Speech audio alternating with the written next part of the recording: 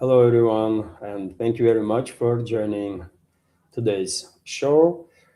This live stream from Moscow with the news summary about all the major updates on major topics that Russian media, Russian public is focused on, and I guess rest of the world also. Today is, of course, 30th of July. Now it's 3 p.m. Moscow time, and this is my second news update. Actually, early this morning, I published first news update, first on my Patreon and Boosty pages, and then little later on YouTube and Rumble channels. And at this point, about 1,300 members of our community actually watched that video on YouTube, at least, if YouTube's statistics are not lying, and they might lie, by the way. Maybe 5,000 people watched it and I have no freaking idea about it. But anyways, dear friends, I will just let you know that I'll try to maintain this kind of schedule when I'm publishing first news update early in the morning Moscow time, first on Patreon, Boosty, then little late on YouTube and Rumble. So if you are around, you can always check those updates. You can find out what topics are making headlines here in Russia. And of course, from early morning to 3 p.m., we have much more detailed reports about certain developments, as it is case today, and basically always. So main news update during the live streams, of course, will contain much more information, will be much more informative. I try my best to make sure this is the case. And before I go through news, dear friends, let me just remind you that you can initiate conversation about any topic you like through several means. You can send your question or commentary through PayPal platform or Boosty platform. Links are under this video in description box and in the pinned comment. Or you can use super chat feature during the live streams on my Rumble channel. Link is also, of course, under the video link to my Rumble channel. And of course, after the new segment, I will react on these questions and the comments, and will try my best to be informative in my response. Also, I will monitor Patreon and Boosty in case some members of our community will decide to support this project of mine and my work while subscribing to my pages there. And okay, that's been said. I guess that's enough for intro. Let's go for a news segment itself now. And even though there is a lot of news to discuss, a lot of reports from special military operation and that missile or missiles that end up in Poland and the Russian large-scale retaliatory strike on Ukraine, to developments in the Middle East, US-Iran war, and other important topics that are related. Also, I give you update about Ebola outbreak in Africa, and some economical news also in regards to Europe and other parts of the world. So it's going to be interesting. But I will start with this positive news for the Russian Federation and all the supporters of Russia and Russian people throughout the world. And the reporter on the TASS news agency, for example, says that Russian militaries liberated 4 more settlements in the past 24 hours. Let me give you details of this report. So Russian troops liberated Krasnoyarsk in the Donetsk People's Republic within 24 hours, and also established control over Malaya, Slobodka, and Mogritsa settlements in the Sumy region, and Yurchenko settlement in the Kharkov region. This information is based on Russian Defense Ministry's update today. So, of course, a great news. Let me show you on the map location of these settlements. So, this one here, this star indicates settlement that was liberated in DPR, Krasnoyarsk. So this is the one. And when it comes to DPR, dear friends, probably all of you have noticed that in past 4 or 5 days, let's say, about 10 settlements, I think, have been liberated by Russian militaries, and progress is very significant, especially in the southern part of this corner that is still controlled, northern western corner of DPR that's still controlled by Kiev regime's forces and their NATO backers, NATO mercenaries. And definitely there is certain indicators to assume that maybe we will see soon significant deterioration of our defensive lines of a Kiev regime, and if not a total collapse, then something quite close to it. Because almost on daily basis, we are receiving reports about this settlement being liberated, that settlement. Yesterday, I reported about progress of the Russian armed forces, for example, in the north of Konstantinovka, in Alexeyevo-Drushkovka direction, and there are a number of Russian media outlets get confused a bit because of the similar names of different settlements, which happens quite often. And some Russian media outlets reported that the Russian troops entered the Drushkovka town, which is early call, very early call. I will maybe not very, but early call. Let's say Russian troops actually entered Alexeyevo-Drushkovka settlement, which is on southern eastern side from the Drushkovka, right next to Konstantinovka city. I spoke about it yesterday, and when I reported about that information in RIA Novosti news agency, I was saying that this is a great news, sounds great, but because I'm monitoring developments on the battlefield there, I had some doubts that Russian troops actually entered Drushkovka, because I was surprised, man. I mean, that was a big deal, very big deal, and I continue to monitor reports about the situation. I saw then videos on different channels, and those videos were suggesting that Russian troops were establishing their presence in Alexeyevo-Drushkovka, not Drushkovka yet, but it's only a matter of a week or two, and Russian troops gonna be there for sure, right? So good news that Russian militaries are advancing. Let me also show another liberated settlements. When it comes to Kharkov region, this is the settlement that Russian troops liberated. Yurchenkovo village. So you can see on your screen now. Small village, but very important right now, because take a look at their settlement that is located right next to it on the northeastern side, Belый Kolodets, and this is of course a major stronghold of a Kiev regime in Volchansk direction. And well, looks like it would not take a very long time before Belый Kolodets itself, which is I would not say completely isolated yet, but definitely this settlement is in operational encirclement. Just take a look at their map, by the way. This is operational encirclement. Russian troops are around their settlement, around the town, from three directions: western, northern, and eastern. Northern-eastern, and only southern-eastern part is formally still can be used by Kiev regime's garrison in Belый Kolodets for logistical purposes. But of course, Russian militaries are monitoring all their roads that Kiev regime garrison can use for this purpose, and obviously Russian militaries will destroy anything that moves, anything military that moves in those logistical lines. So therefore, town is definitely in operational encirclement, in my opinion. Also, there was two more settlements that were liberated in Sumy region. One is this one here, Megritsa or Mogritsa, by the way.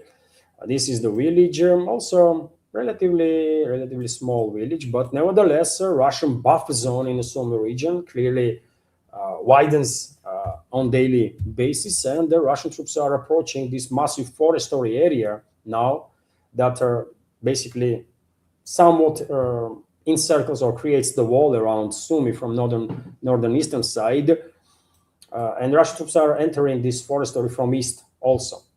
When it comes to northern side, Russian troops already have established control of the several settlements in this forestry area, and clearing operation continues. So this is significant progress of the Russian militaries there. And another settlement in the Sumy region is this one, Malaya Slobodka settlement, not far away from border with the Russian Federation, Russian Bryansk region. And also, in this particular case, there is nothing even left, with the exception of maybe like a couple of buildings, maybe I don't know, throughout the entire territory, a dozen of buildings, but still progress, right? So Russian troops are moving forward, and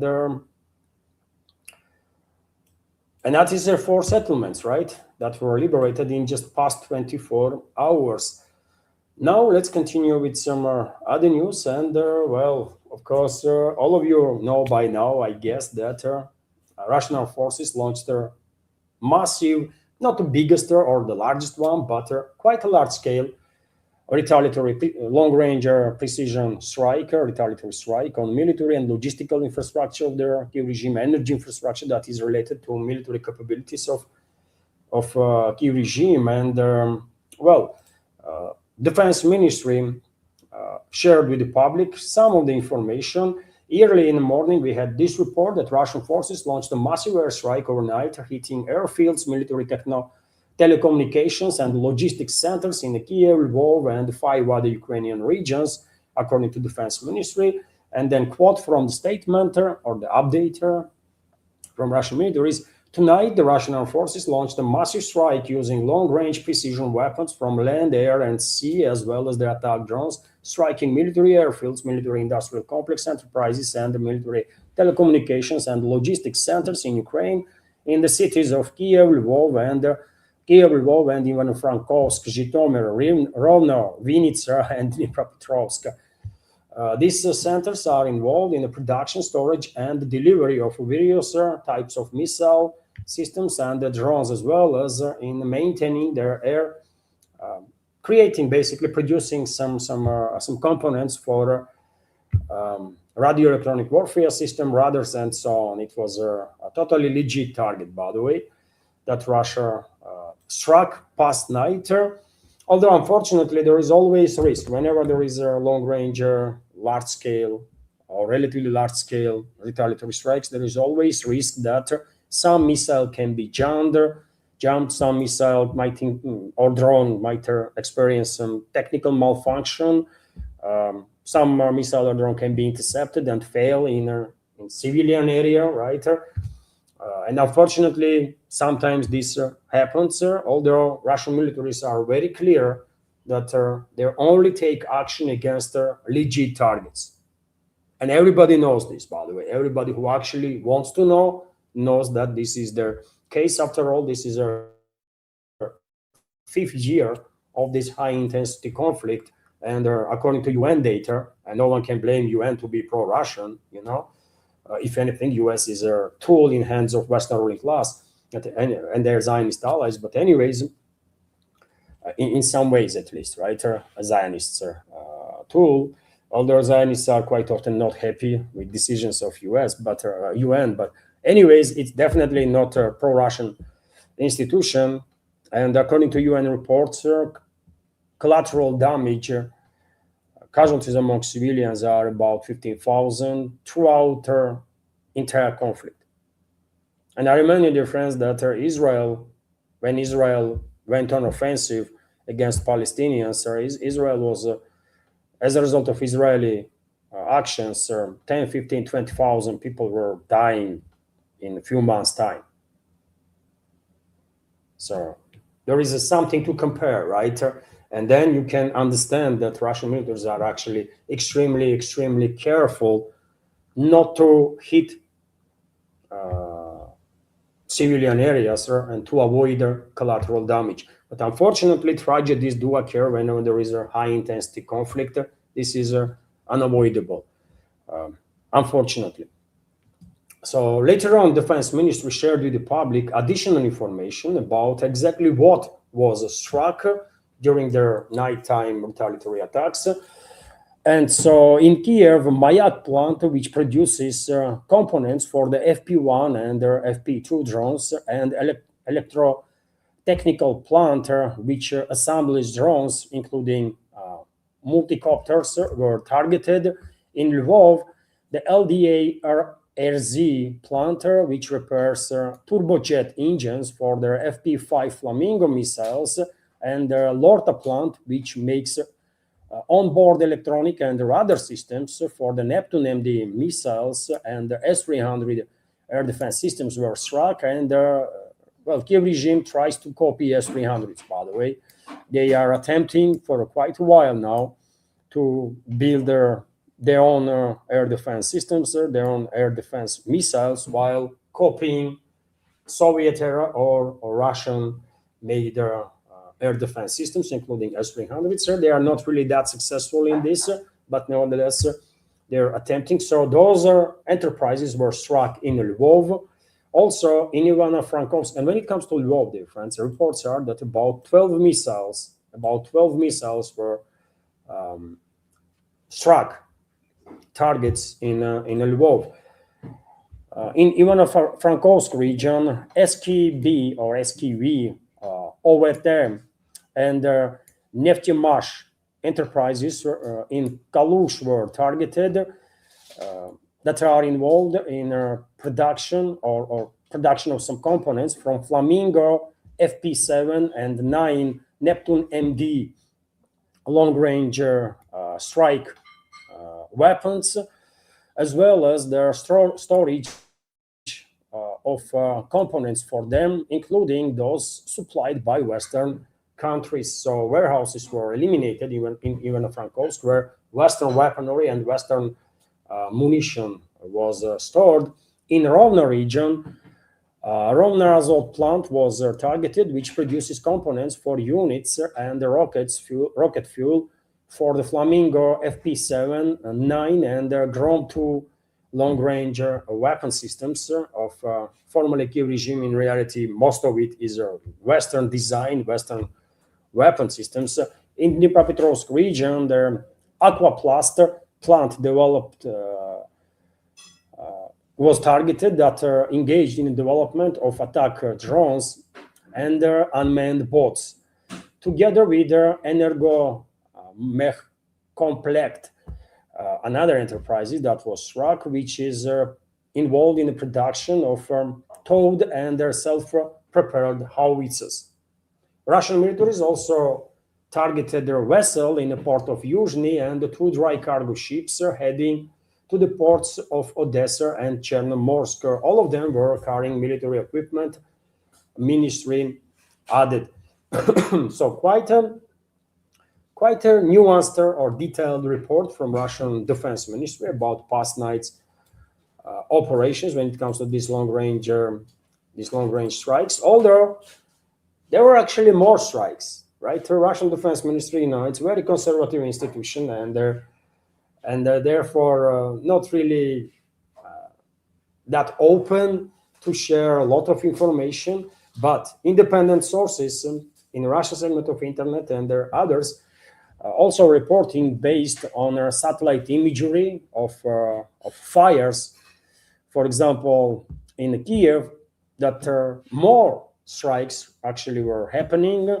On one of the sources, I see this reporter, in addition to targets announced by Ministry of Defense, there are also several other thermal spots in Kiev after last night's attacks. In the north of Kiev, near Nova Pochta and Epicenter shopping center, something in this area have been hit, possibly Nova Pochta warehouse. In the western part of Kiev, Nova Pochta and their storage warehouse are on fire, so there was actually strike there. It's clear. In the same area, further north, in the Kiev, there are fires at the logistics and the regular warehouses. So Russian militaries were eliminating basically warehouses that are, or logistical centers that are used by Kiev regime to enhance its military capability. And we all know, dear friends, this Nova Pochta is largely used by Kiev regime and its NATO backers to transfer all sorts of munition, all sorts of weaponry throughout the Kiev-controlled territory, and also from the west, from the NATO countries into Kiev-controlled territory. So it is a legit target. Right now, you can see on your screen approximate map of Russian missile strikes and the explosions that occurred past night. On this map, you can clearly see that explosions were heard in Lvov area, Rovno area, Kiev, of course, Vinnytsia, Odessa region, several areas in Odessa region, Nikolaev region, also Zaporozhye region, Kharkov region, Poltava region, Sumy region, Chernigov region. So it was a massive, relatively massive long-range attack that Russian militaries were engaged. And of course, we have to talk about that missile that ended up somehow in Poland, or missiles even.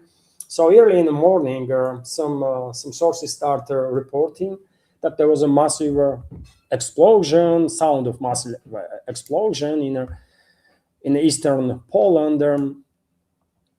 Footage starts circulating online showing smoke rising over the village of Otrac. I guess I'm butchering the name of that village, Otrac, whatever, in eastern Poland, after allegedly missile strikes, after missile cross Polish airspace. Then video starts circulating about air raid alert, and in Lublin city, by the way. I can actually show you that video.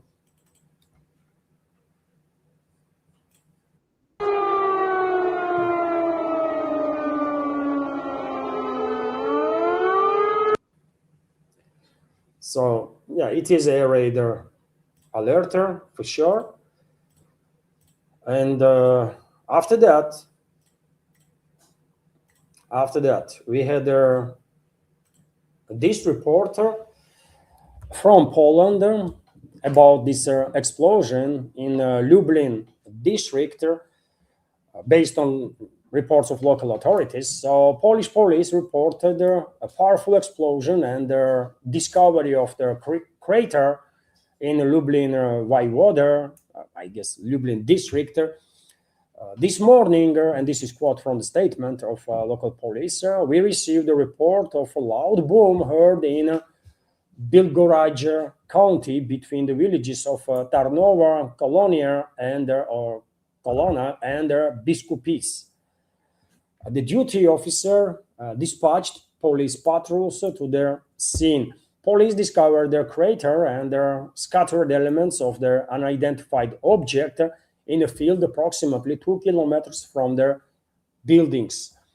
Relevant services have been notified on the incident, and police officers from their counterterrorism unit have been dispatched to their scene. And well, they actually arrived there. They actually arrived. Right now, you can see on your screen that crater from the explosion. I mean, relatively big crater, let's say. Relatively big crater. And I can show you also video of arrival of some special services, emergency services, sappers, and so on, right, in the area. So that's the video.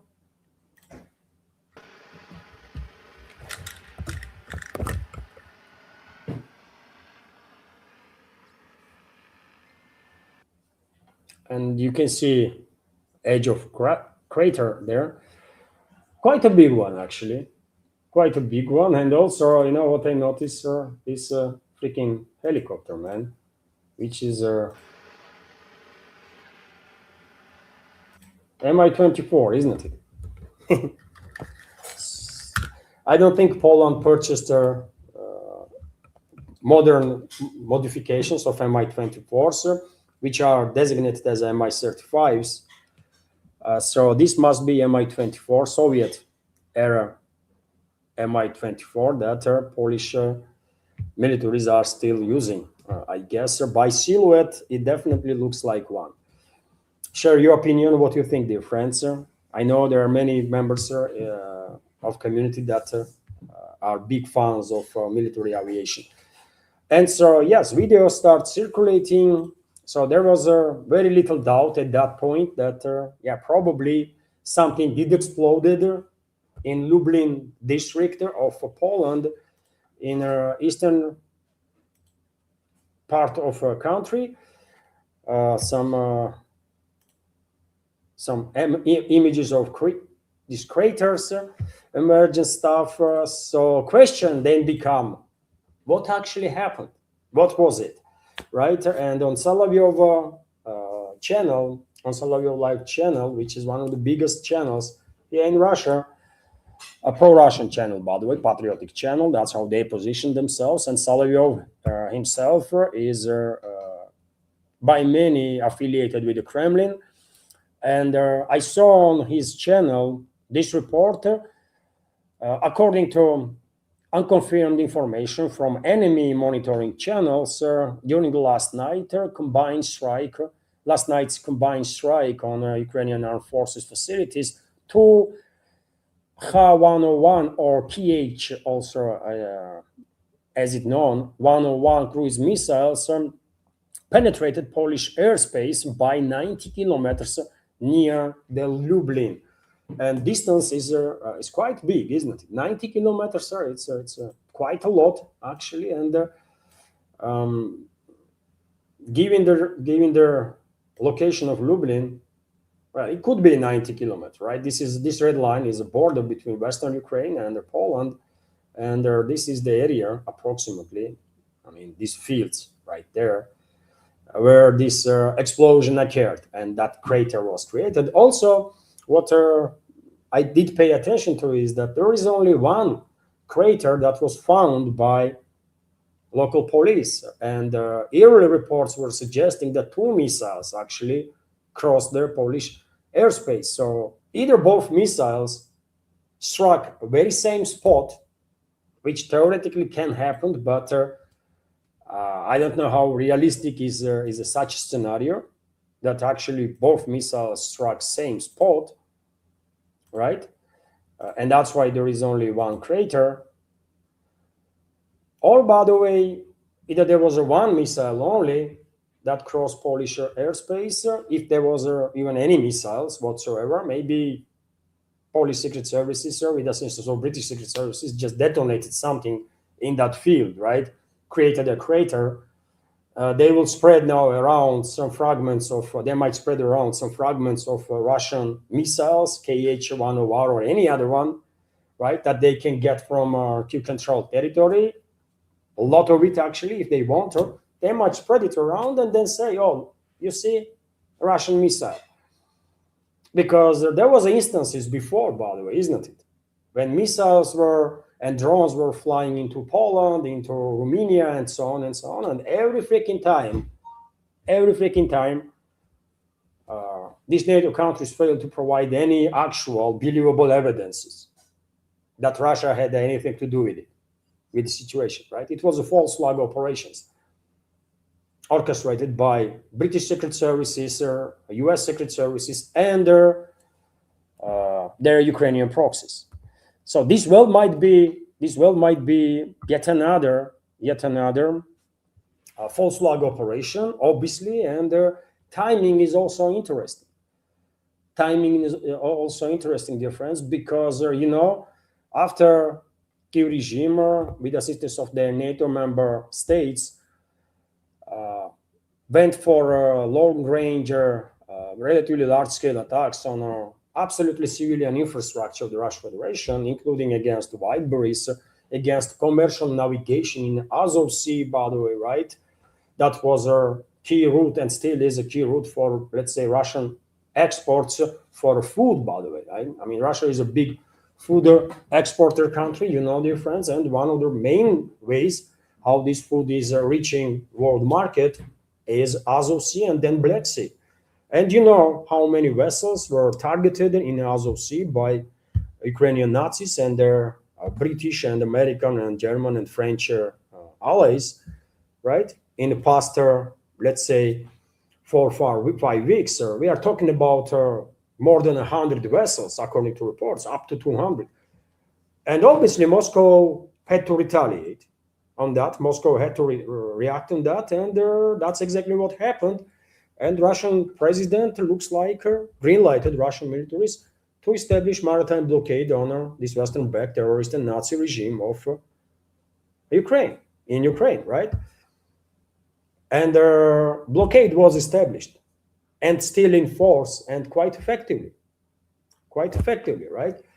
And well, that brings some serious pain to Ukrainian Nazi and their terrorist regime, and also to its Western backers, because Kiev regime was receiving a lot of military equipment, a lot of munition, right, and other means for to enhance its military capabilities through sea routes and also through Danube River, and they lost this capability now, at least in large.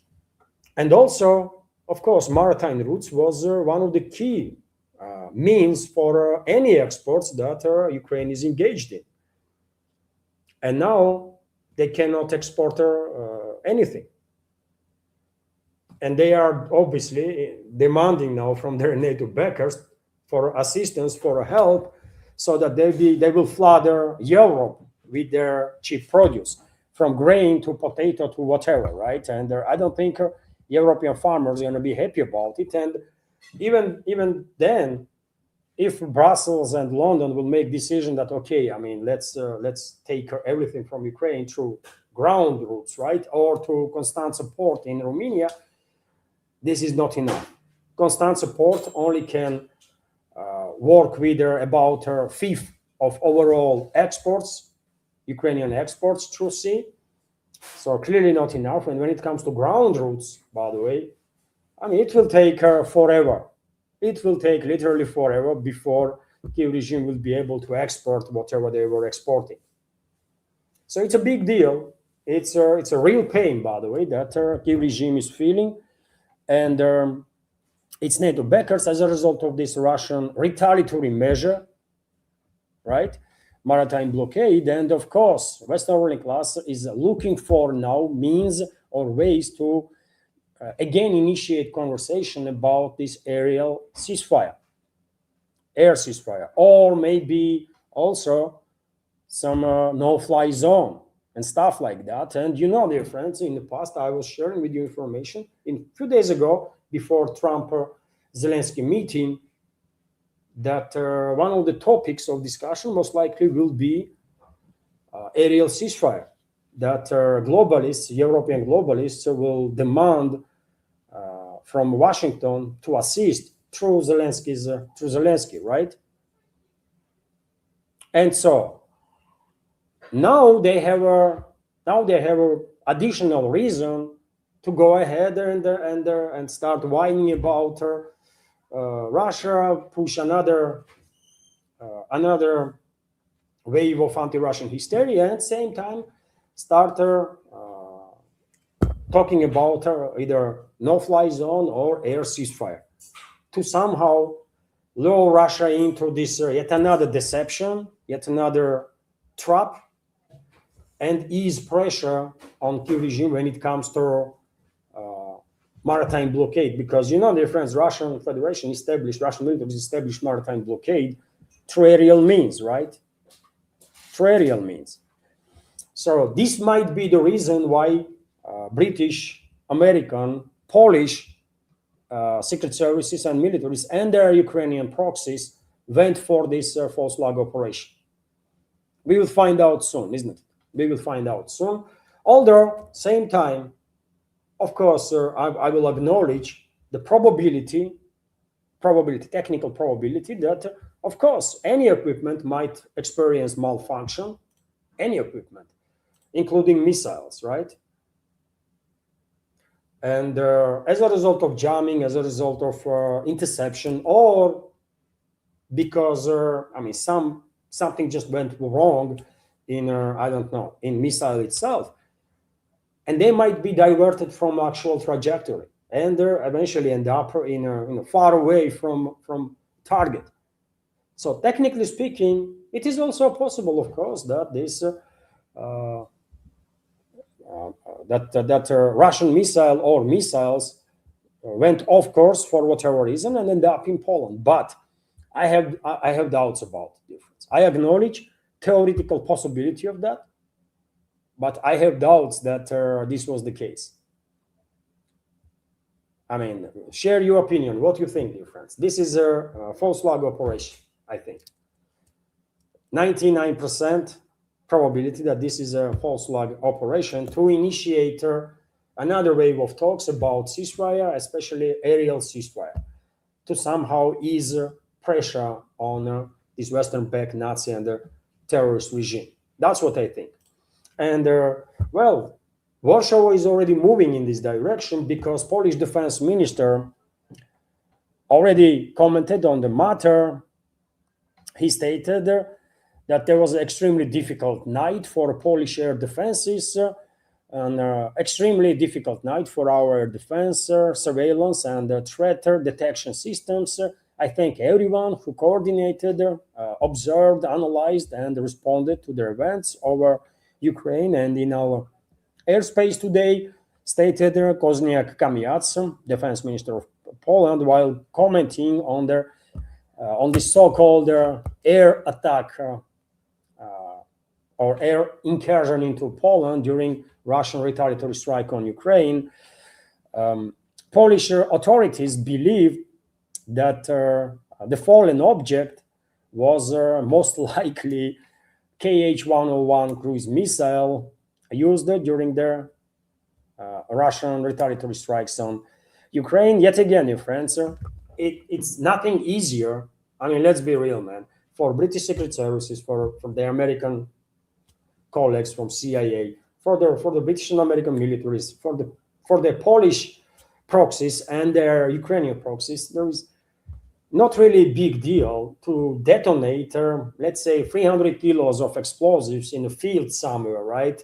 Then spread fragments of any Russian missiles that are used during these long-range retaliatory strikes that they will get from Kyiv-controlled territory and claim that this was a Russian missile.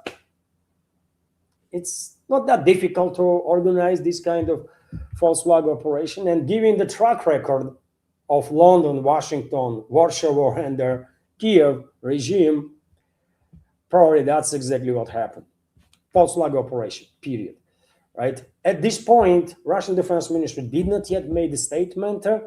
Let's wait what Russian militaries will say. I will leave 1% for a probability, because there is a theoretical probability that maybe actually Russian missile or missiles went off course for whatever reason, but 99%, I'm confident that this was a false flag orchestrated by enemies of Russia. We're going to find out one way or another, but we will find out, of course. And there were more strikes on the Kyiv-controlled territory, friends, because Russian Defense Ministry, as I said, very conservative and rarely goes into details of all their operations, including long-range strikes that they are conducting. They will share some major moments, major elements of strikes, and that's about it, right? The rest of the information is coming from independent sources. And we have this report, for example, that Russian armed forces have eliminated yet another warehouse of Nova Pochta in Poltava, one of the biggest warehouses that this Nova Pochta logistics operator has. And well, I don't think any of us need additional proof that Nova Pochta is a legit target, because there are so many videos about it, so many photos of military equipment being stored and moved around either in the warehouses of Nova Pochta or on the trucks. So it is a legit target, obviously. And one of the biggest warehouses went off, totally destroyed. Okay, TASS news agency is also reporting that Russian armed forces struck fuel tanks that were containing fuel and some lubricants in Odessa port area. Also, we have reports about additional new strikes on a number of vessels that were delivering certain goods to Kyiv-controlled territory, or attempting to deliver certain goods. to keep control territory, to enhance military capabilities of Ukrainian Nazis and the fascists. And based on reports, one ship was hit by drone while passing northwest of Zmini Island. You all are familiar, isn't it, with Zmini Island? Did made quite a noise sometime in the past. Let me see if I can find it. It must be somewhere here, by the way. I guess this one. I guess this is. Yeah, that's it, man. That's Zmini Island, actually.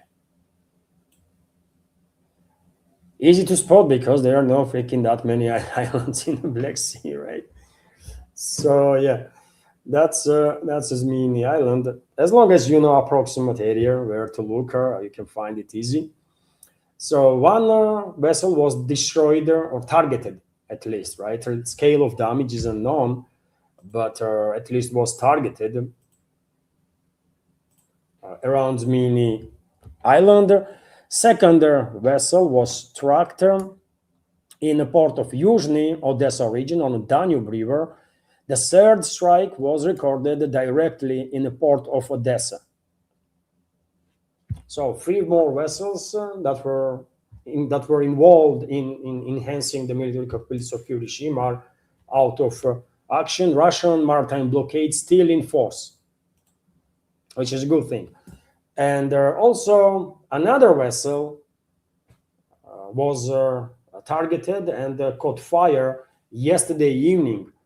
And some people actually filmed the vessel on fire from Odessa and shared the video online. And you can see a screenshot of that video. This spot here, this bright spot, is fire on the vessel, not far away from coastline of Odessa. So yes, maritime blockade is in force, stands, and hopefully Russian political leadership will not fail to know nonsense that are going to be that constantly coming from the Western ruling class, and Russian politicians, Russian political leadership will not request from Russian militaries to either ease pressure in terms of maritime blockade or to get engaged in some sort of ceasefire, air ceasefire, ground ceasefire, this ceasefire, that ceasefire. No. Let's finish the job, right? And we will have a peace. And we need peace. That's what we need. Not temporary measures, but actual sustainable peace. So we have to move in that direction. Also, dear friends, there were but Western ruling class is going to try, man. They're going to try to impose on Moscow as much pressure as they possibly can to force Kremlin to agree on some sort of a ceasefire. Whatever they're going to call it, man. Air ceasefire, ground ceasefire, maritime ceasefire, whatever they're going to call it. But they're going to push for that, and that's the reason why they come up with this freaking yet another false flag operation with some imaginary rockets in Poland. Anyways, TASS news agency is reporting that Kyiv regime lost yet another F-16. Kyiv regime and its NATO backers, actually, because most likely this F-16 was piloted by NATO pilot, disguised as a mercenary or maybe even as a Ukraine citizen, right? So Ukraine has lost an F-16 fighter jet. The Ukrainian Air Force press service reported this on its Telegram channel. On July 29th, contact was lost with their F-16 fighter jet on the Ukrainian Air Force of the Ukrainian Air Force. Pilot was on a combat mission to intercept aerial targets in one of their areas of the front. According to preliminary reports, emergency occurred on board their aircraft, and pilot was forced to eject. And dear friends, whenever the regime is losing any plane, anything, F-16 or Mirage, by the way, they always use this language that it was a crash. Plane just crashed, right?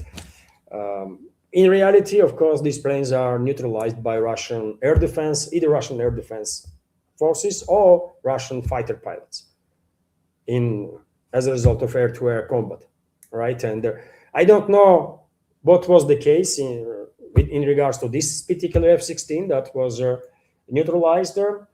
Maybe Russian air defense forces shot it down. Maybe Russian fighter pilot did this. But either way, news is good, right? News is good and positive that Kyiv regime and its NATO backers lost another plane. Good. Good. And the difference before I continue, and there is a lot more news to discuss during this update. Let me just remind you, if I may, that this media project of mine is completely subscriber funded, as veterans of our community know. And if you like my work, if you find my programs interesting, informative, useful, original, entertaining maybe, if you have a positive attitude towards my work, please consider to support me maintaining this project, these channels. You can do it through several means. You can donate to this project through PayPal platform. Link is under this video in the description box and in the pinned comment. You can subscribe to my Patreon page, screen of which you can see right now on your screen, screenshot of which you can see on your screen. On my Patreon, and once you click the link, by the way, then this page will open and you can choose your level of monthly supporter.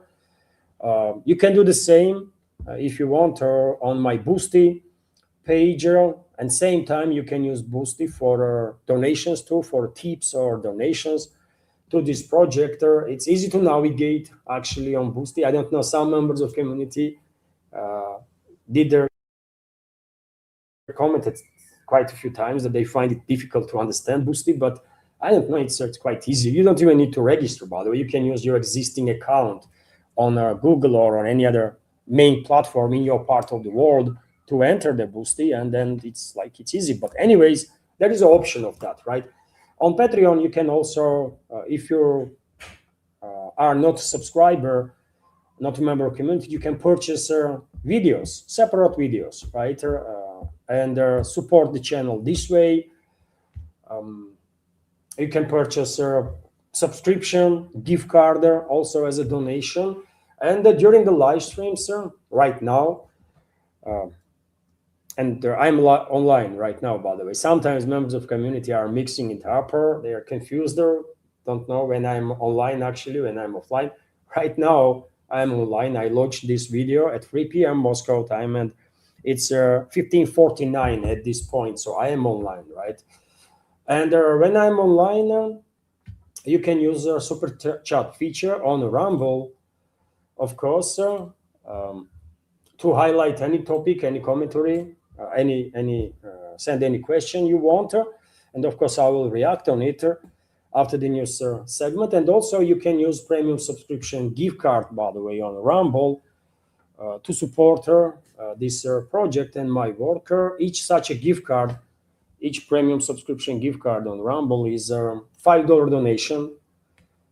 Of course, Rumble takes some, but in generally speaking, Rumble takes much less when it comes to this premium subscription gift cards than when it comes to super chats. In terms of super chats, Rumble usually takes, I don't know, 30%, sometimes even more than that. I still don't understand how calculator of Rumble works in this regard. And right now I can see the difference that Viper donated $5 to this project. Active member and the sponsor, actually, I will say, of this project from Rumble platform, Rumble community. Viper just donated $5 exactly through premium subscription gift card. So thank you very much, Viper. And there is also two super chats from Scooby, and of course I will react on that too after new segment. That's being said, let's go for more news, right? Let's go for more news. Many thanks to everybody, dear friends, of course, who ever supported and continues to support my work and keeps me in this field of news and political commentary and this project alive. So thank you very much. And when it comes to other news, well, I will continue with the update of Russian Defense Ministry about work of air defense forces past night. Unfortunately, due to active direct involvement, not open but direct, nevertheless, involvement of NATO member states in this undeclared war on the Russian people and the Russian Federation, of course, this collective West and the Ukrainian proxies are capable still to launch hundreds and hundreds of drones to strike deep into Russia. Every now and then, missiles also on daily basis, right, day and night. And past night, no, well, there was no exception. 258 drones were intercepted by Russian air defense forces, for example, over the Belgorod, Bryansk, Voronezh, Volgograd, Penza, Rostov, and the Tambov regions, over the Krasnodar territory, over the Republic of Crimea, Republic of Adygea, and over the waters of Azov and the Black Sea. Vast geography, unfortunately, of this yet another long-range attack on the Russian Federation orchestrated by NATO member states, even though significant number, or vast majority, I will say, of incoming aerial targets, these drones were intercepted by Russian air defenses. Some did manage to bypass air defense, and their Wildberries warehouse was struck, for example, in the Udmurtia region of the Russian Federation. Logistical center suffered significant damage as a result of this attack. No reports about casualties, at least as of now. And another Wildberries warehouse and logistical center was targeted in the Penza region. Ukrainian Air Forces drones attacked a Wildberries warehouse in the Penza region. Governor Oleg Melnichenko reported, according to preliminary information, there were no casualties, and approximately 200 employees have been evacuated on time. So that, of course, helped to avoid casualties. There was significant damage, by the way, in both cases to these Wildberries warehouses. And this is obviously not the first time. At this point, Wildberries probably lost about a dozen warehouses since these long-range attacks on this totally civilian infrastructure has begun. And I think without direct assistance of government, Wildberries probably will struggle to survive as a company, but they're gonna get some assistance. I think they're gonna get some government assistance with the loans, with whatever is needed, right? So that they will stay in the business, because Wildberries was a biggest company e-commerce sector, by the way, here in Russia. I mean, no one was even close, and that's why British ruling class, British intelligence and militaries, and the American allies chose Wildberries to be targeted because it's big, right? Everybody knows, and everybody pays attention to. Meanwhile, when it comes to these long-range attacks on Russia and the terrorist activity of NATO member states and the Ukrainian proxies, today we have this report also that Caspian Pipeline Consortium halted oil loading again after another attacks orchestrated by British Secret Services through their Ukrainian proxies had happened on the tankers that were loaded.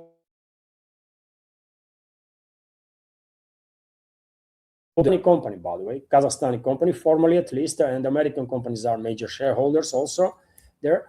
So Caspian Pipeline Consortium has halted their oil loading following a drone strike on two tankers at their offshore terminals in Novorossiysk. And even though the company itself is a Kazakhstani and transfers Kazakhstani oil primarily, by the way, 95% of it, if not 100, is Kazakhstani oil, right? And but they are using Russian territory. This pipeline network and the terminal in Novorossiysk is on Russian territory, right? So Kiev regime and its NATO backers, British ruling class and British Secret Services first and foremost, are targeting not just Russia, while attacking CPC, but also they are targeting Kazakhstan, obviously. So attack occurred on the night of June 30. The tankers hit were their Nephos Sifnos flagged to their Marshall Islands. Nephos Sifnos sounds like, I don't know, man. There's Greek tankers, probably they have something to do with Greek commercial fleet, even if this particular vessel was under the Marshall Islands. And another tanker that was struck is Marathi flagged to their Isles of Maine, Isles of Maine. Okay. There were no injuries. The fire on the Nifos Sifnos has already been extinguished. The pipeline facilities are operating normally. Company assured the Novorossiysk CPC terminal has been the target of several drone attacks in the past. Loading operations were last suspended on July 23rd. And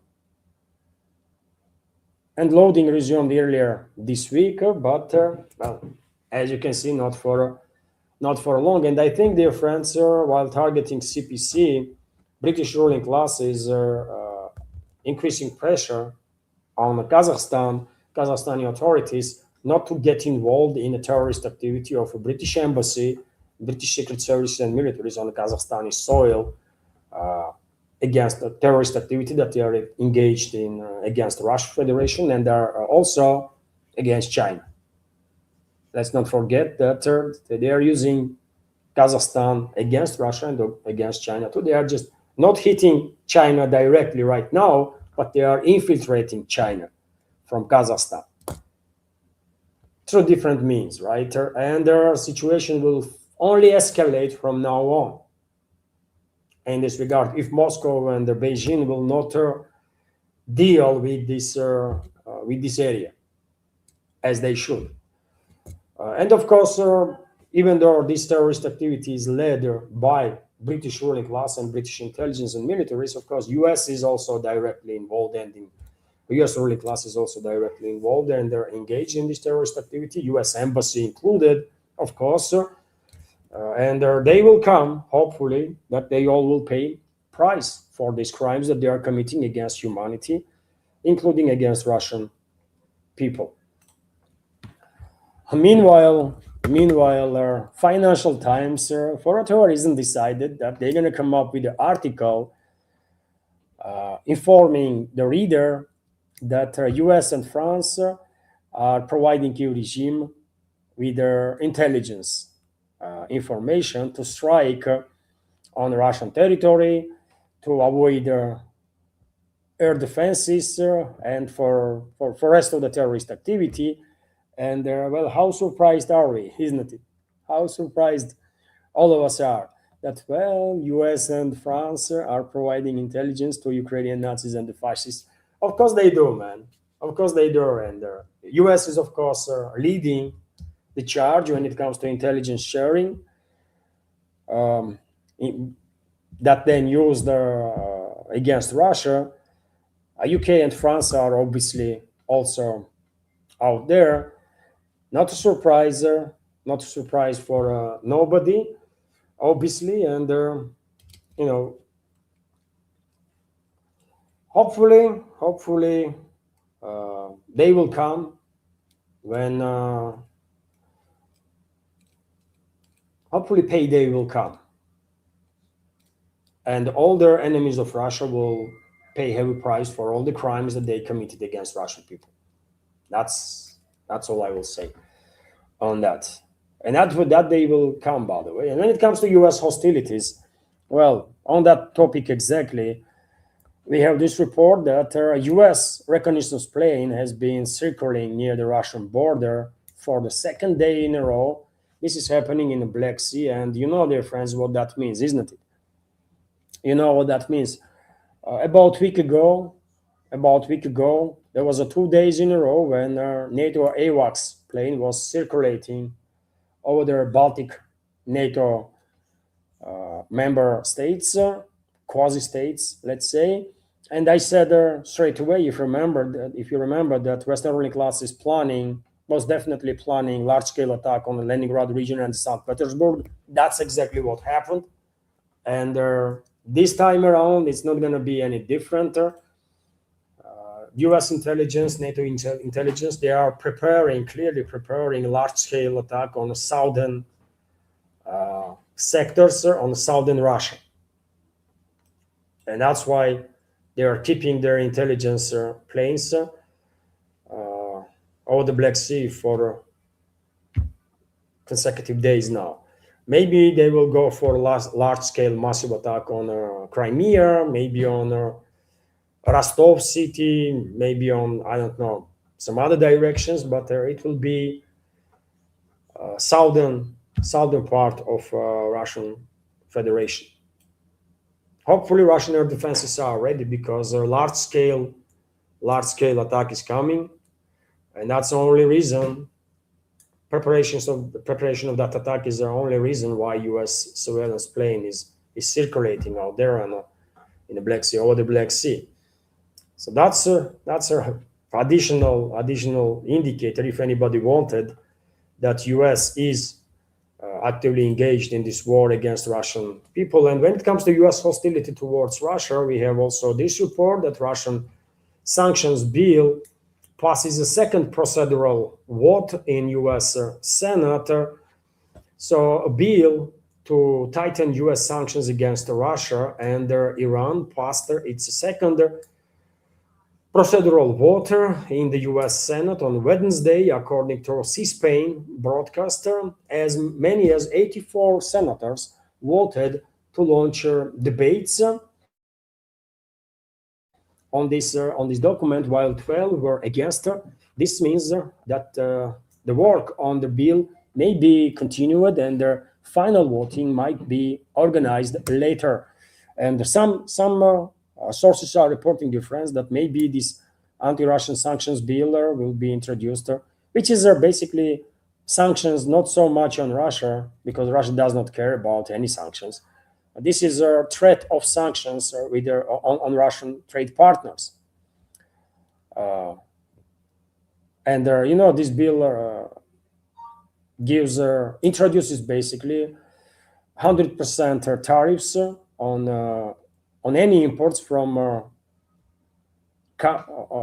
countries that are doing business with the Russian Federation, any imports into US from those countries. And earlier, this number was up to 500. And, dear friends, I never took this bill seriously, despite all the noise that was made in the US, right?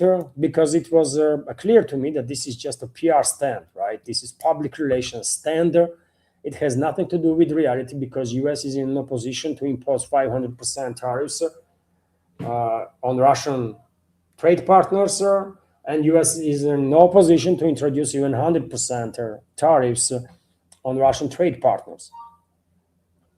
And that is that, right? This is just a noise and a demonstration of hostile intent.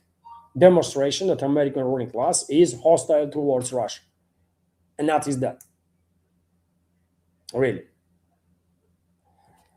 And eventually, maybe in September, maybe little late, little earlier, this bill probably will be adopted. Trump will have or US president will have an exclusive right to introduce these 100% tariffs on the Russian trade partners.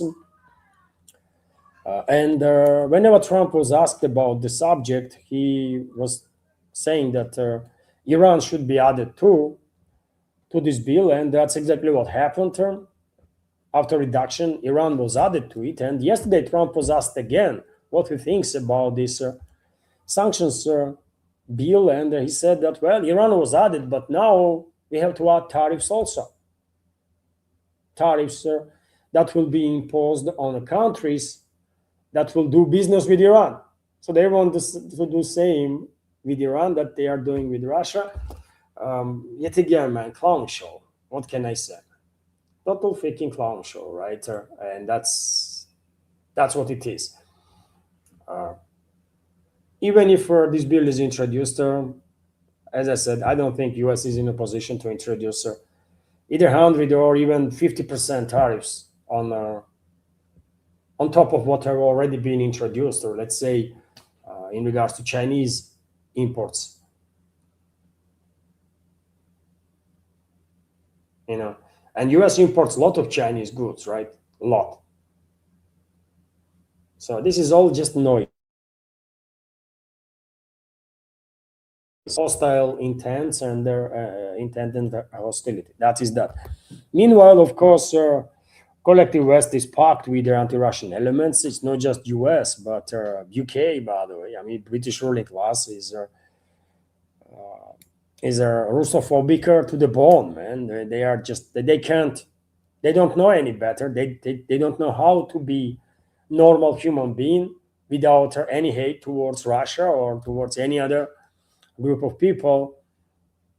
And there are a lot of insane elements, obviously, also in continental part of the Europe, including in Brussels. And well, out of their insanity, Brussels bureaucrats decided that they're gonna give her extra 8.3 billion euro to Kyiv regime this year,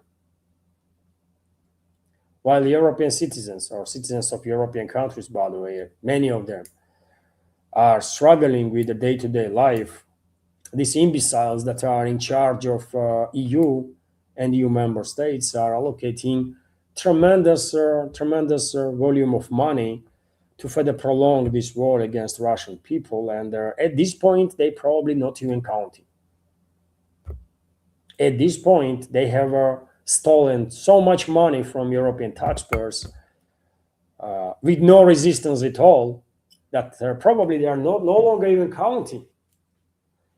They're just asking how much is needed, right, to prolong this war for another 3 months, for then another 5 months, and 10 months. And they are just allocating this money, right? And this is all on expense of European societies. This money could go for infrastructure in, I don't know, in Spain or Portugal or Denmark or Italy or Bulgaria, by the way. But instead of that, these hundreds of billions of euros will go for a war against Russian people that Western ruling class is waging. Insanity, man. Insanity and total madness. Well, due to this long-range attacks on Russian Federation, of course, there was some significant damage that was done to Russian economy. Significant, by the way, but definitely not fatal damage. But I mean, it's significant, obviously. And we have some reports, interesting reports from Financial Times in regards to damage that was done as a result of long-range attacks orchestrated by NATO member states on Russian energy infrastructure. And this report says that attacks on oil refineries, for example, have taken more than 30% of Russia's actual oil refining capacity offline. 30%, which is significant. Obviously, it is significant, but given the propaganda, given the level of propaganda in the West, when they are pushing from every freaking TV station, every freaking radio, every freaking newspaper or magazine, the tide is turned and we are winning and Russia's defeat or strategical defeat is near, we're going to defeat Russia tomorrow, day after. Given the level of propaganda, one would think that Russia no longer has any oil refineries or anything when in regards to economy at all. And now Financial Times, Western propaganda outlet itself, forced to acknowledge that despite all this noise, despite all these attacks, maximum what they managed to do is temporarily put out of action some 30% of Russian oil refinery capacities. Interesting, isn't it? Interesting. And of course, this attack is going to continue. By the way, this attack is going to continue on energy infrastructure and whatever else they're going to decide to target her in London and Washington. Uh, but of course, Russian side is doing whatever is possible right now, and will do uh, in the future to minimize basically harm. And lately, by the way, even some Western commentators are forced to acknowledge, anti-Russian Western commentators are forced to acknowledge that Russian engineers, are managing to bring back to work damaged oil refineries much faster than they were expecting. In some cases, process is relatively slow, but in other cases, repairs are done very fast. And I think Russian energy majors, of course, will, given their situation on the ground, will of course purchase upfront certain vital parts that takes long time to build, so that they will have some reserve, right? Just in case, and that will of course make it easier to repair refinery if yet another strike comes, right? And obviously, Western ruling class will not stop orchestrating these long-range attacks on the Russian Federation until deterrent is not restored between Russia and the West. And lately, I also noticed, dear friends, that I think some Western commentators, neutral ones, let's say, are kind of beginning to believe that maybe some fundamental shift has happened in the Kremlin, and Putin is distancing itself now from a restraint policy, which ultimately will be replaced with something else that will lead to deterrent to be restored with the West. But I think those voices are too optimistic as of now. That's my impression, because I need more information. I need more factual information to believe that Russian leadership is actually moving away from restraint policy. As of now, I don't really see that. Just because Russian militaries get the green light to establish maritime blockade on Odessa region or on this western backer Ukrainian terrorist and Nazi regime, that does not mean, I think, that Putin is moving away from restraint policy, because he authorized Russian militaries to take this action as a retaliatory step. Maritime blockade should be introduced on Ukrainian Nazis and the fascists in 2022, and from very first day of special military operation, if you ask me. But it was not done, right? Instead of that, we were engaged in all sorts of nonsensical grain deals. Grain deal 1, grain deal 2, and blah, blah, blah, and blah, blah, blah, right? So therefore, I'm not that optimistic as some Western commentators are in regards to change in Moscow's policy in relations to Western ruling class or the collective West. But maybe I am just being extremely, extremely skeptic now. Maybe that's what it is. We will see. We will find out soon. As of now, I still believe that Russian leadership is still moving towards some sort of a temporary solution. Whatever we're gonna call it, like Minsk 3 or Minsk 4 or Argentina, Jamaica 5-0. It does not matter what we're gonna call it, right? Time will tell, anyways. And well, dear friends, I'm quite sure damage to Russian economy, Russian infrastructure, to Russian people first and foremost would be much less, and Russian offensive drone capabilities would be much bigger also. if there was no corruption in Russia, including in high-ranking echelons of power. And dear friends, I have said there a million times before,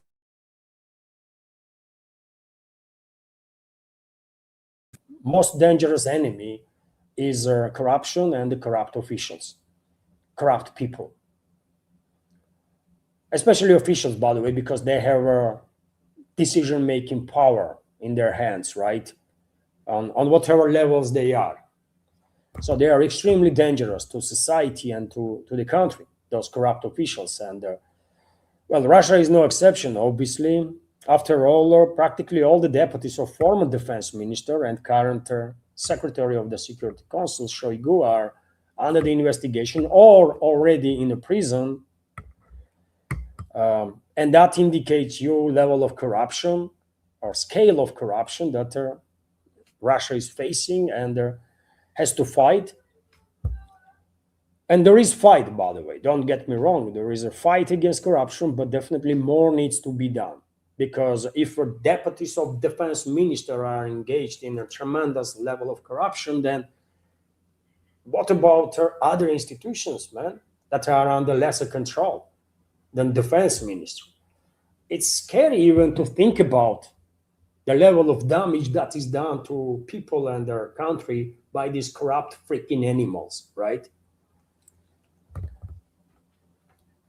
So it's a big issue. Obviously, it's a massive issue. And well, not surprisingly, today we have this report. The deputy head of a Ministry of Industry and the Trade was arrested. Why? Because of the corruption. That's the personality that we are talking about. And she's just one chain in a much bigger chain of these corrupt individuals that were harming, that were killing Russian Federation, basically. That's what these corrupt elements do, man. They are killing Russian people and Russian Federation. They should be designated as a traitors and treated as a traitors, man. That's the only right way to go, man. Corrupt officials have to be designated as a traitors of the people and treated as a traitors, because that's what they are, actually. Let me give you details on this particular case. So Moscow's Mishansky Kurter has arrested Alla Polovchenya, deputy head of a Russian Ministry of Industry and the Trades Department of Unmanned Systems and Robotics. She was engaged in a drone stuff too, by the way, among other things, right? On charges of large-scale embezzlement. Ministry of Industry and Trade's press service confirmed to TASS the information about her detention on July 29th, yesterday. According to RBK news agency, citing its sources, Polovchenya and the top managers of the EFKO group, Ekaterina Kustova and Vladislav Romantsev, were arrested in connection with the case related to implementation of their transport of their future project to create unmanned aerial systems. According to information on their Michansky Kurt website, their EFKO top managers are charged with a large-scale fraud. Criminal case is being handled by their investigative department of the Ministry of Internal Affairs of Russia, and I have read some more information about these corrupt elements. You know what they were doing? Among other crimes, they were buying drones in China. Presenting them as their own production and selling them, those drones, reselling those drones to Russian Defense Ministry while making profit, basically, tremendous money out of thin air. Just moving Chinese drones, right? They were putting some freaking labels on those drones, and that is that. They did not really had no technology, no nothing, right? It was a fraud. Fraud for billions. And I don't know, man. I don't. If you ask me, corrupt officials should be executed after confiscation of everything that there is on the name of corrupt officials and their family members and their relatives and their friends. When investigation will decide, you know, how these stolen assets were spread. When everything is confiscated and returned to the people, corrupt officials should be executed. Even life imprisonment is a too lighter sentence for these mass murderers, man. And I consider all corrupt officials, all of them, to be mass murderers and enemies of people. Scumbags and fucking animals, man. Sorry for my French, but that's what they are. Animals, man. These are not the human beings. Scumbags. People, man, ordinary people, right, are collecting few rubles, man, from their pockets, right, to support militaries, to send their whoever what can, drones or this or that. And these corrupt freaking animals that are in a position of power, stealing billions from a country and the people. This you cannot forgive that, man. These are traitors. Unbelievable. During the Stalin, by the way, talk would be very short. Bullet in the head, that's it, right? So we are messing around this topic of democracy too much, man. There is nothing democratic about keeping alive these corrupt motherfucking mass murderers, man. Let's kill them all. And that is that. Anyway, sorry that I went a little emotional, but you will go angry, by the way, isn't it? This is very serious topic. And their level of corruption is truly, truly freaking scary, man. And someone gonna tell me that in the ministry, this one person was only engaged, who is a deputy by status, by the way, of a minister. Only this one person knew about corruption, and her affiliates from these so-called businesses that were not really producing anything, just reselling Chinese stuff. Did not minister know nothing about, or anyone else? I don't buy that nonsense, man. Of course they knew. Of course there were more people engaged in that stuff. If not, then why minister have not been fired already? Why minister didn't resign, man? Where is their responsibility? If I'm minister, let's say, and my deputy, or his freaking deputy, or deputy of his deputy's deputy is engaged in the freaking corruption, that's still my responsibility because I am a freaking minister, right? So if some shit happens, I have to resign. At least I have to apologize to society for failing their trust and resign if I have any dignity and decency whatsoever. That's what good people do, right? So therefore, why I did not hear anything about resignation of a minister of industry and the trade? What's going on there? I know what's going on. Lack of humanity, by the way, lack of dignity and decency among Russian freaking officials, many of them, not all of them, but many of them. They are anything but decent human beings. That's how it is. RT, meanwhile, reports about, and many other media outlets, of course, about this yet another escalation between US and Iran. Yesterday, US President Donald Trump, in a very vulgar way, told the journalists that US is going to attack Iran. And by the way, I mean, you know, isn't it? Whenever I go French, whenever I start using French language too much, whenever I'm too emotional, I always apologize because it is obvious that this is not okay, man. I should keep my cool and stay in a framework of classical language, let's say, right? But I'm a citizen journalist, man. I'm just citizen journalist, someone that makes a little project somewhere on YouTube or something. But still, man, I always apologize, correct?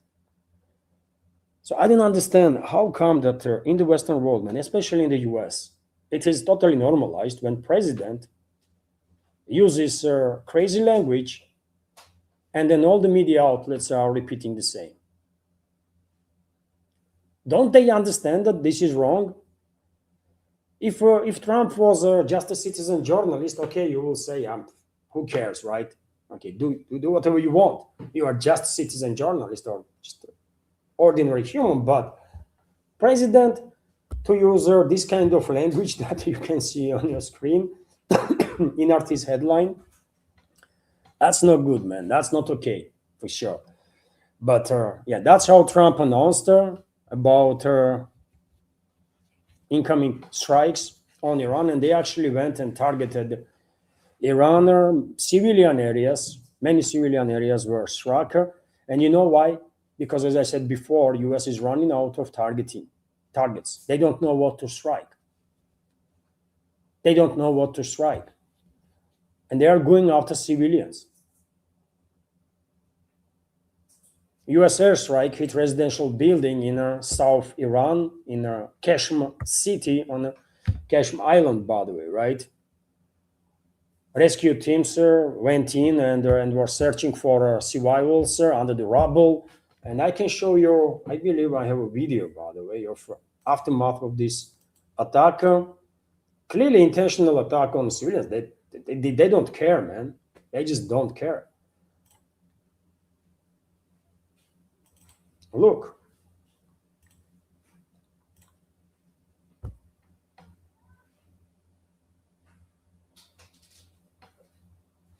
I mean, can you imagine? Nothing is left, man. Entire building has evaporated. It's only crater left.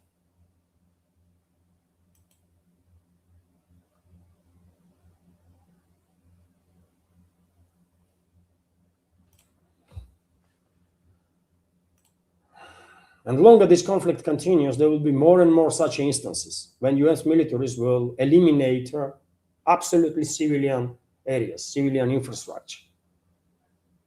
Because they don't know where Iranian militaries are, and even if they spot let's say, platoon-size unit, it makes literally no sense to launch a multi-million-dollar Tomahawk missile, let's say, to take out this platoon-size unit, which might actually even not be eliminated completely. And because they are using AI extensively, this type of tragedies will only continue to occur time after time.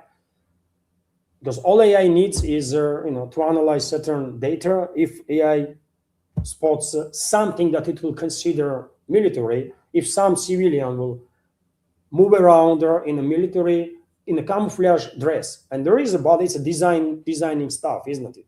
You can buy dress that looks like military dress. It's a camouflage. Some of them cost a lot, isn't it? And some people do like that style. So if someone civilian is dressed in this camouflage dress and drone detects it, it will consider area to be military target.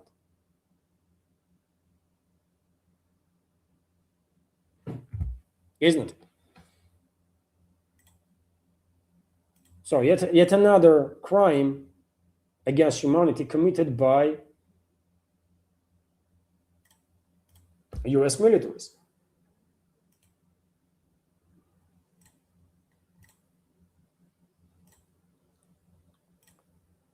But this is not all. During the nighttime, by the way, I did not see reports, at least, about Iran's retaliatory strikes. But after I published first news update today, of course, I was monitoring the media, and I come across reports of promises of punishing retaliation from Iran. And later on, we get this information that Iran Iranian ballistic missiles have destroyed three American F-35 fighter jets and seriously damaged another three at their Muwafaq Sulti air base in Jordan, according to statements by the Islamic Revolutionary Guard Corps. And so, of course, it's a war, right? And we should take any information with a pinch of salt or mountain of salt, obviously. But it well might be the case that IRGC, in its retaliation, eliminated hangars in Jordan where F-35s were located. And the report is quite specific, right? Why is not one F-35 was destroyed and three damaged? Why not two or five? Why three was destroyed, three was damaged? Probably they have some information from the spot, right? I guess. But yet again, let's wait. Let's wait. Eventually, we will know what's up. And I think this is not all. Iran will continue retaliatory strikes, and Iran will continue to dominate in this escalatory spiral, with which Iran quite effectively cornered the US. Also, we have this report that, allegedly US prepares a plan for another 2-week air operation against Iran. Easy for recent 2-week strikes bring any results to Americans? It did not. Not to Americans, by the way. Americans not going to benefit from this war anyway, in any way, shape, or form. Ordinary Americans, right? This war will be catastrophic.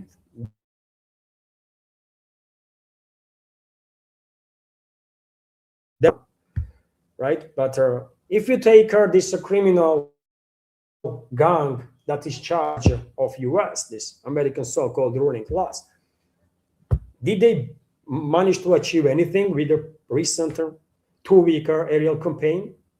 They did not, isn't it? Did not. They wasted another couple of hundreds of missiles, I guess, missiles that they don't really have much of left, and that's it. And now they are pushing this narrative that, well, they're going to be another 2 weeks strikes. Insanity, man. This is insanity, right? Einstein was absolutely correct while saying something along the lines of a definition of insanity is to do same stuff time and time again and expect different outcome. Somehow, for US ruling class, this simple thesis is totally unreachable, right? They cannot wrap their mind around this stuff. So Admiral Brett Cooper, head of US Central Commander, has prepared the plan for an air campaign against Iran, Wall Street Journal reports. Cooper has prepared the plan to conduct a brutal air campaign against Iran that could last up to 2 weeks. Article says Trump is considering either intensify airstrikes to destroy Iran's missile capabilities or more limited attacks with an eye on diplomacy, according to source. And how are they going to destroy Iran's missile capabilities if they were unable to do it until now?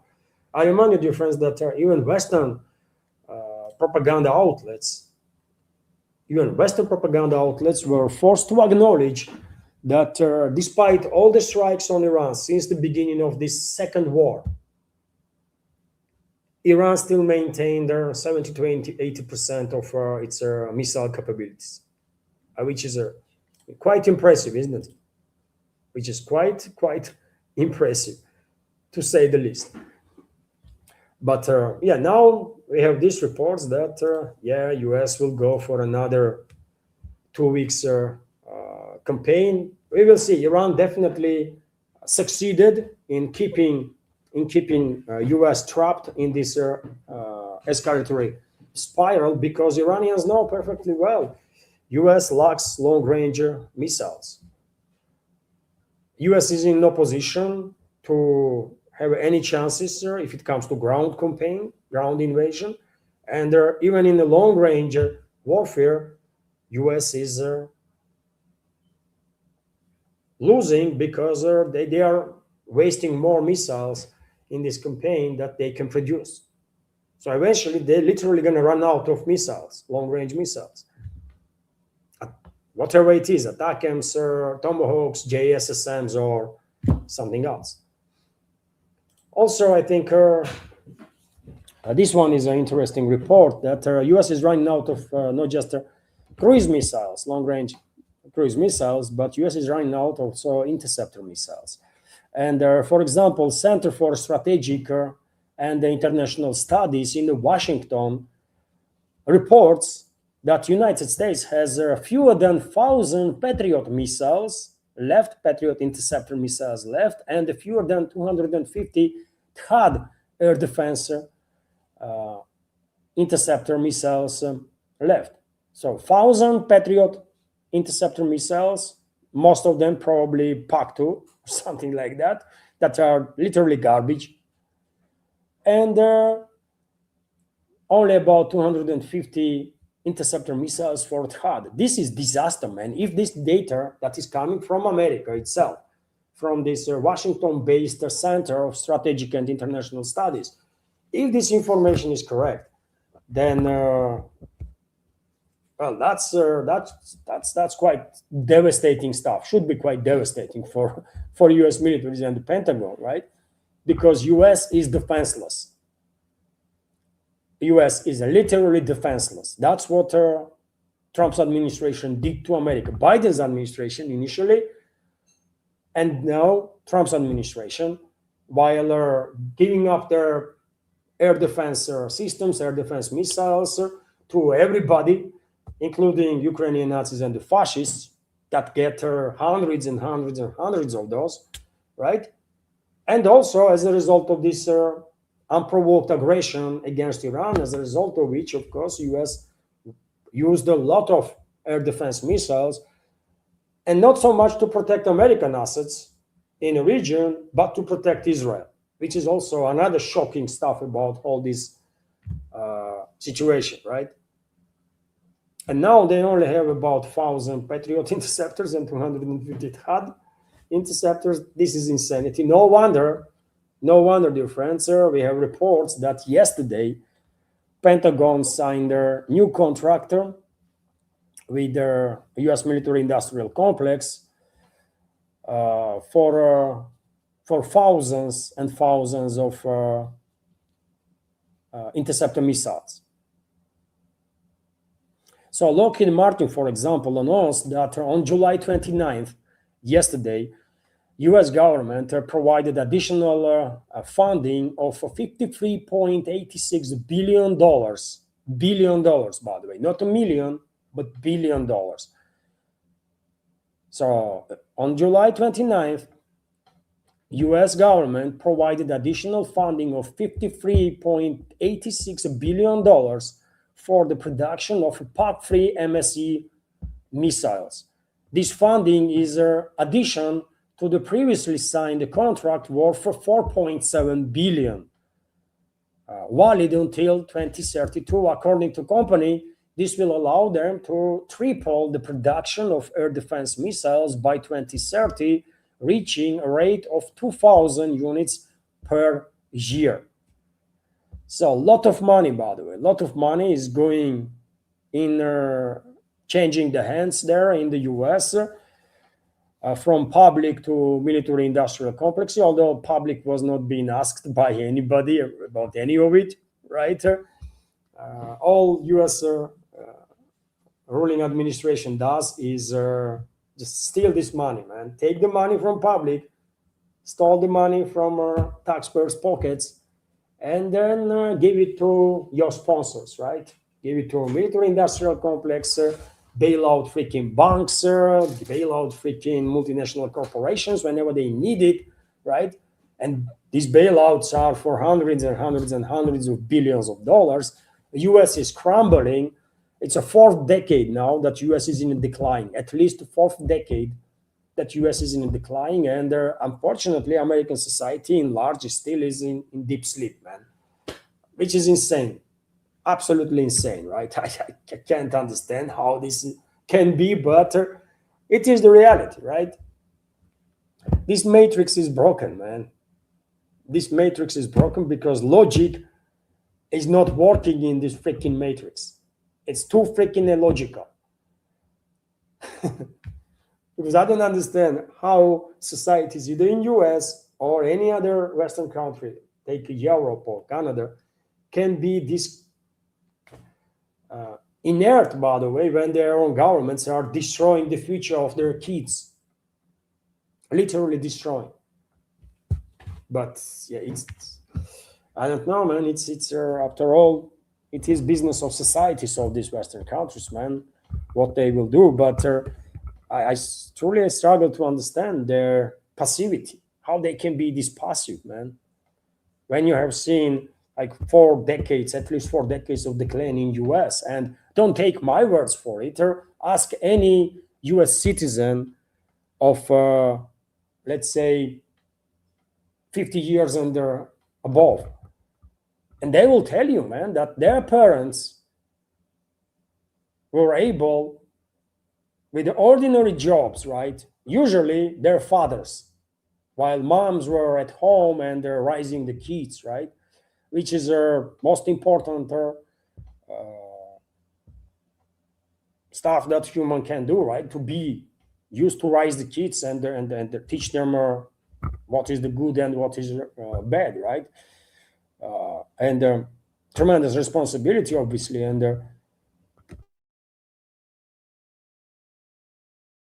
parents of those people that are 50, around 50 now, right, or a bit above, were able to have a home, to buy a home, have a nice car, to have a summer holidays, winter holidays, maybe summer house also somewhere in the mountains or on the beach side somewhere.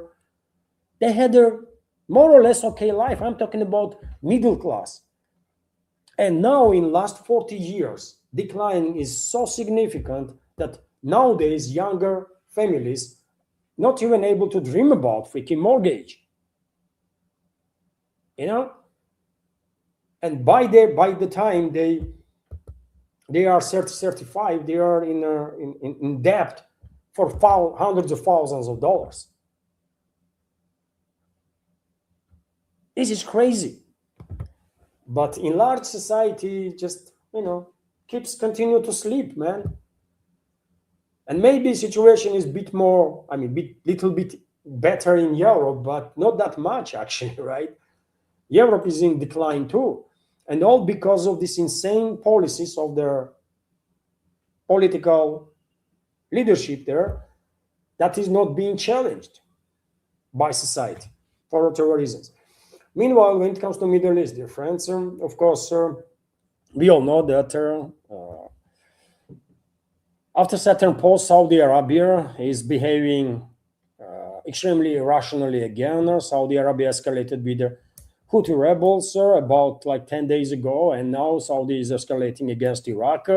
New York Times even come up with the article that Saudi Arabia allegedly joined the US in a war against Iran.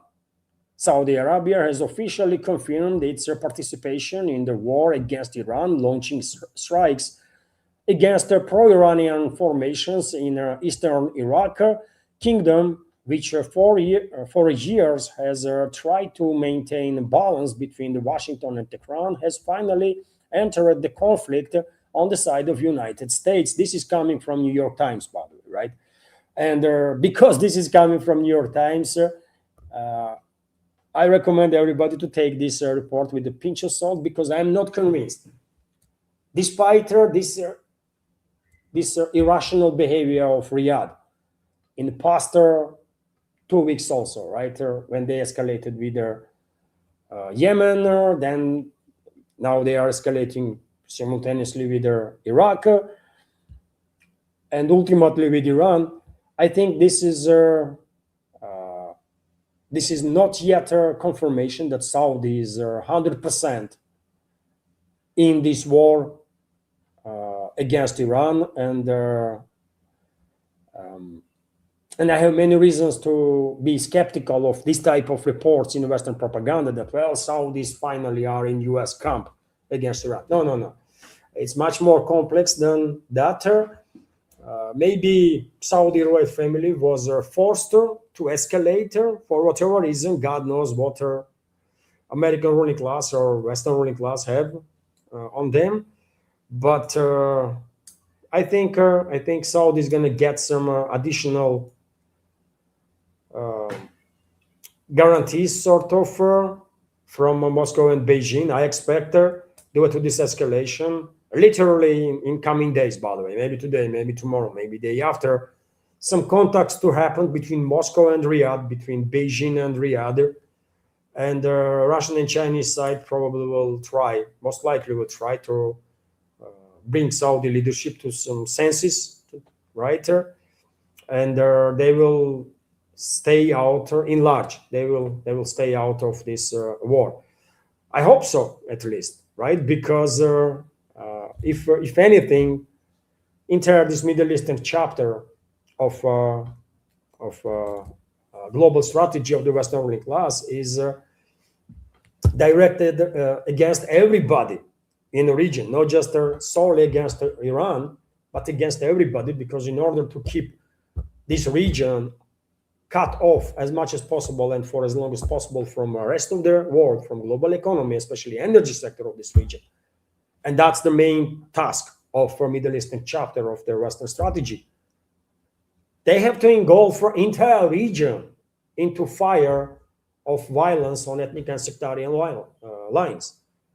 And Saudis, while escalating on one side, on south with the Houthis, and on the north with their Shiites, let me say, with Iraq and Iraqi Shiites, and that means with Iran, basically. Of course, they are only enhancing agenda, this genocidal agenda of the Western ruling class. And so Moscow definitely has to get engaged with Riyadh 100%. Beijing have to do, have said many times before, man, neither Moscow or Beijing, neither humanity as a whole can afford the Western ruling class to be successful in the Middle East. We just cannot afford this, right? Western ruling class to be successful in their demonic strategies that they have in regards to either separate regions or whole world. Because Western ruling class is an evil force that needs to be neutralized, period. And of course, in case some new members are watching, by the way, this program, and they don't understand why I said Western ruling class wants to keep Middle Eastern out, separated from the global economy, especially energy sector of this field. I will just explain in a few sentences that they want to do this to force China basically to increase their energy dependent on Russia, because Western elites believe that they have strong enough presence through fifth columns in both these countries, in Russia and China, that at point when Chinese dependence on Russian energy will be critical, they will instigate confrontation through these fifth columns between Moscow and Beijing, and while provoking war between the two. Basically, they will get rid of two major competitors on a geopolitical scale. They will get rid of simultaneously with their even idea of a multipolarity, and will forever cement their own dominance, or the dominance of the Western ruling class in this world, because no one else is going to be there left to challenge. That's, to put it simply, right? So, as I said, neither Moscow or Beijing, neither humanity as a whole can afford to allow Western ruling class to succeed in their either global strategy or Middle Eastern chapter of their global strategy. As simple as that. That's been said, dear friends. We also have this report that, contrary to some projections that Western propaganda is pushing out there, including in regards to Saudi Arabia, that the Saudis are now in the camp of America and they are against Iran and they're going to go full in this war. Nonsense, right? None of it going to happen. I believe, and I hope so, at least. But again, contrary to these projections, Middle Eastern countries are getting sick and tired of presence in the region of Western ruling class and their assets. And for example, you might be surprised, by the way, that maybe that hundreds of Jordanian public figures called for U.S. troops to get out of country. And this information is coming from New York Times, by the way. So in reality, probably it's thousands of people, public figures in Iran, and a significant portion of the society. Otherwise, New York Times will totally ignore this subject. But I guess they are only paying attention to it because situation in Jordan is getting closer to freaking explosion, which might take out this British-controlled monarchy, right? That's what might happen there. And it's not just Jordan. I'm quite sure many other countries in the region are kind of sick and tired of dominance of London and Washington over the region, right? Even the Israeli militaries are sick and tired, by the way, of their own activity, of their own criminal activity. And there are reports, you might be also surprised, but there are reports that about 100 IDF soldiers and their commanders dropped their weapons and abandoned their side Telman base in a mass rebellion. According to Israeli media, videos are circulating, by the way, on internet when these militaries are marching. I don't know. Do I have this video on this notebook? Let me check. Maybe I do. Maybe I don't. I don't. Okay, but videos are circulating basically out there on internet when these unarmed members of IDF are marching while singing something, and their armed IDF militaries are escorting them. And investigation is underway, and probably some of them, or maybe even all of them, will end up either on a line of contact on the most difficult directions or in a jail. Israel not going to be kind to them, I guess, right? For questioning their the policies of Zionist regime there, I think. And well, Egypt gonna be another country that will soon probably tell US, you know what, please stay away from us.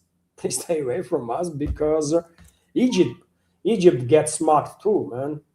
Egypt.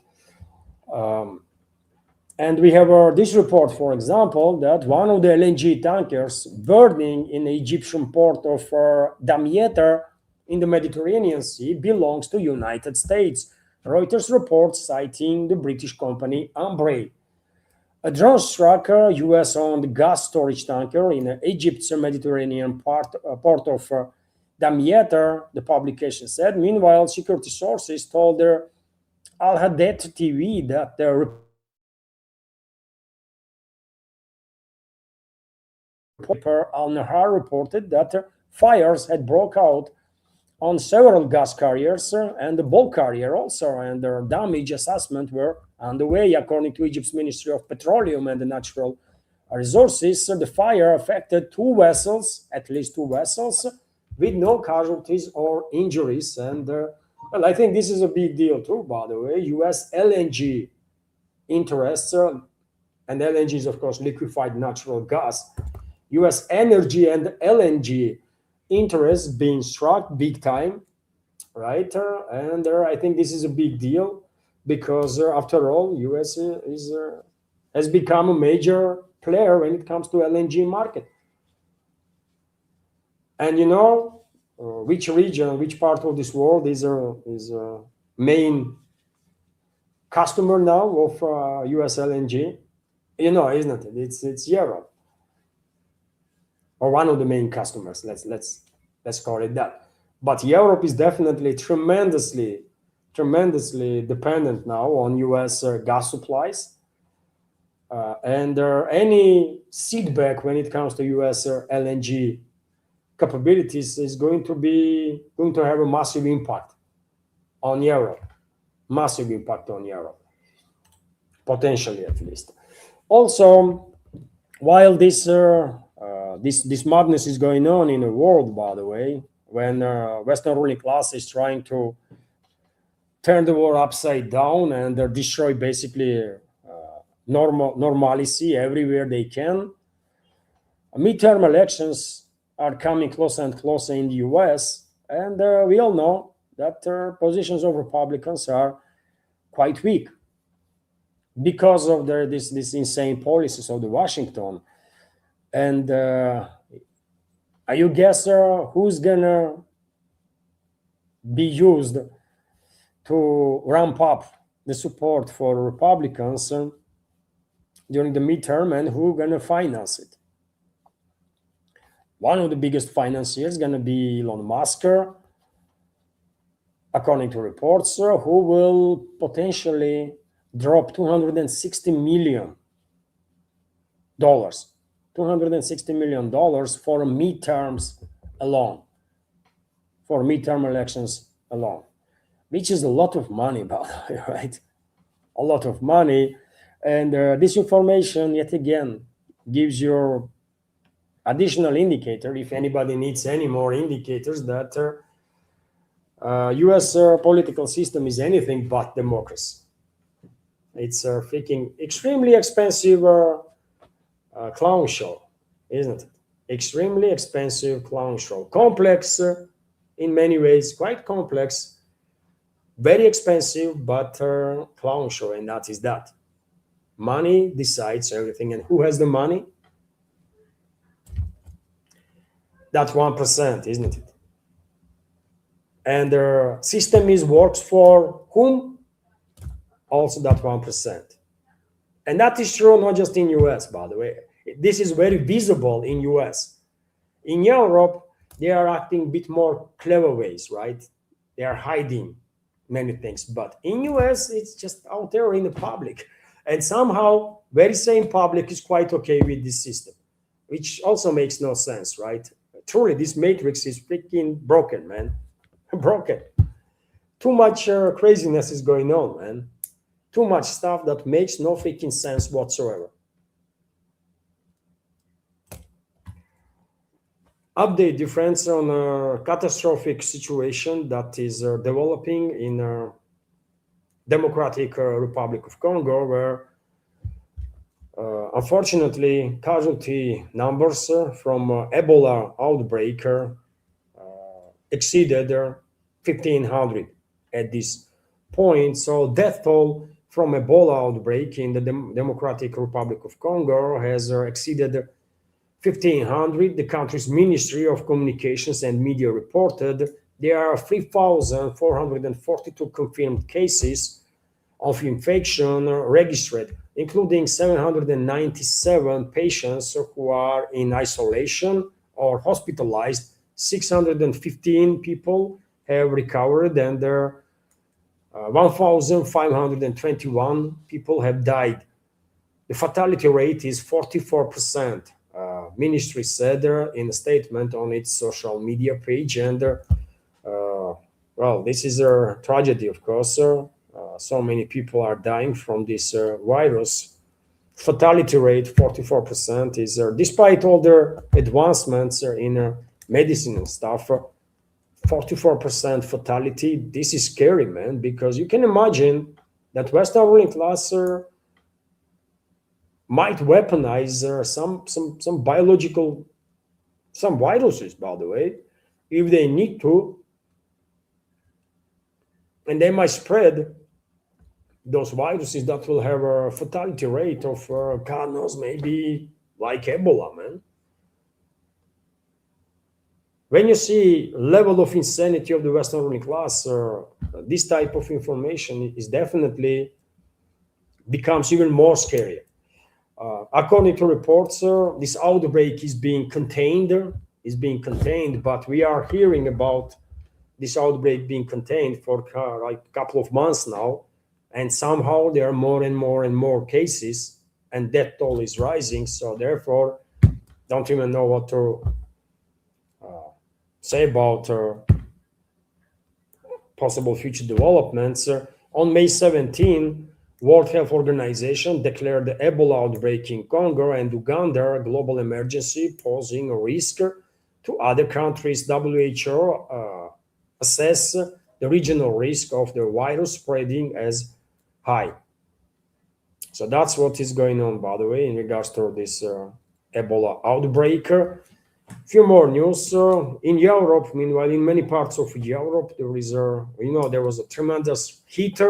Some regions still are suffering from tremendous heat, and due to that heat, of course, in many areas now there is a wildfires, including in the west, in Spain, in France, and when it comes to east, in Greece, there is wildfires in a number of directions, including on the Crete Island, and there are reports that 29 people were saved by Greek Coast Guard when they jumped in out into sea, by the way, right, and were carrying by their current when they were trying to escape wildfire on a Crete Island. And Crete Island is like one of the biggest islands, isn't it, on the Mediterranean?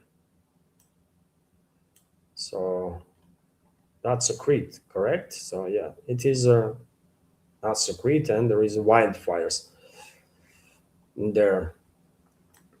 So and situation, there is no reason to believe that a situation with caused by this difficult situation caused by this extremely hot weather will go anywhere anytime soon.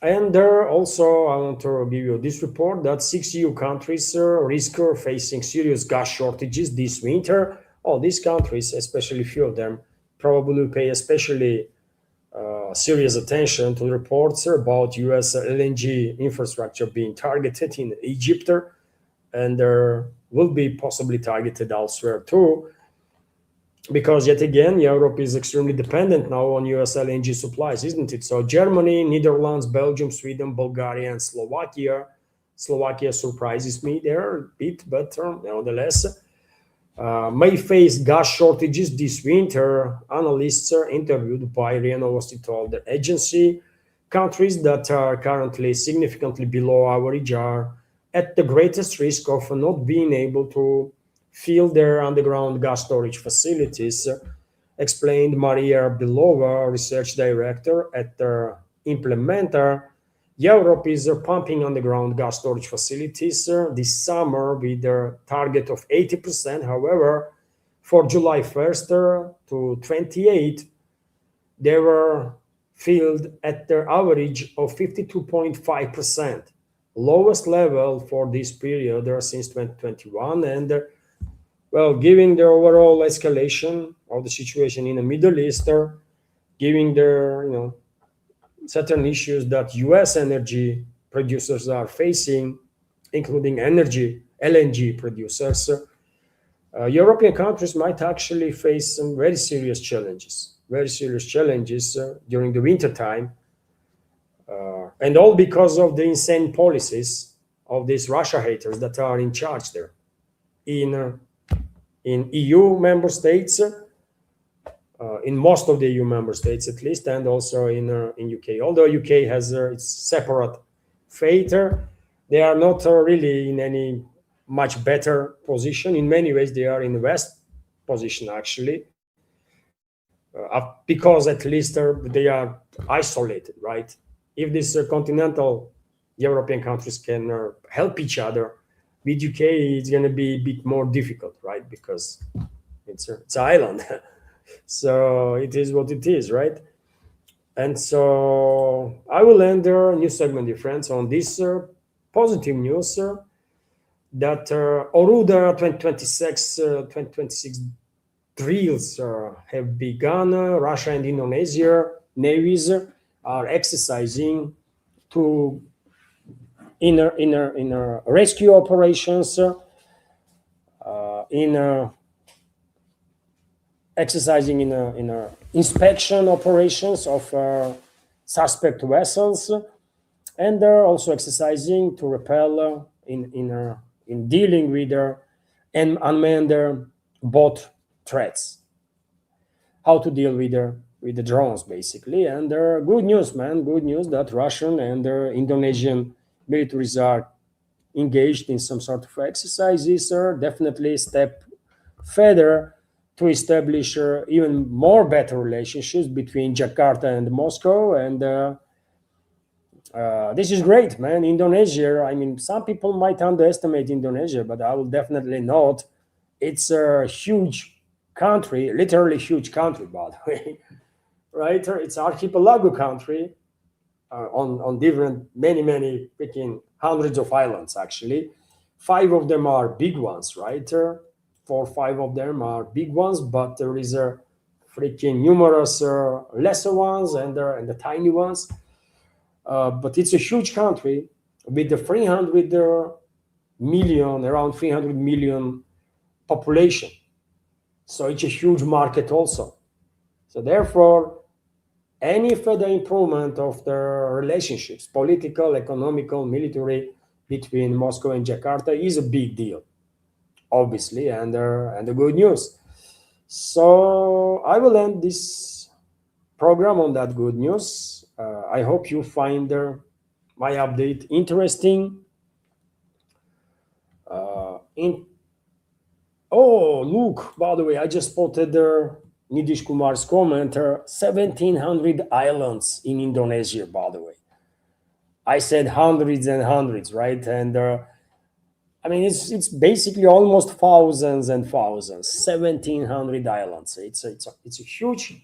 There is a five big islands, quite a number of lesser islands, and there is a numerous these tiny islands throughout the area. So thank you, Nidish, for this specifics here. I definitely did not knew. I knew there was hundreds of islands, but I did not knew it's that many, man. 1,700 freaking islands. And that's a lot, man. How they are managing this extremely complex territory, but they do somehow, right? And so yeah, it's a good news. It's a good news that Russian Indonesian relationships are moving forward, improving. Great stuff there. And dear friends, if you like the news segment, if you find it informative, interesting, useful, then please indicate that. Please click that like button. Might help her with the algorithm. And if you can, leave some commentary about any topic, or at least wish me a good day, dear friends. That will do through. And of course, I wish you all, dear friends, a wonderful day. And now let's have a little chat. Dear friends. There was recommendations from Christopher today also.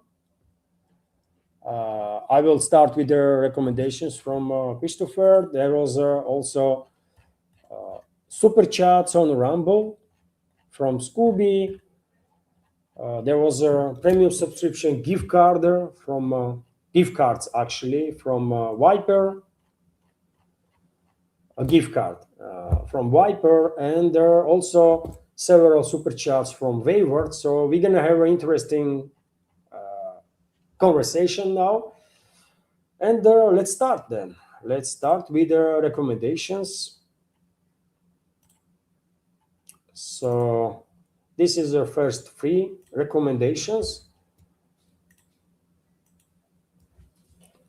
Thank you very much, Christopher, for your recommendations, for your donations through PayPal, for your support and attention, and recommendations that you share with us, with me and the community.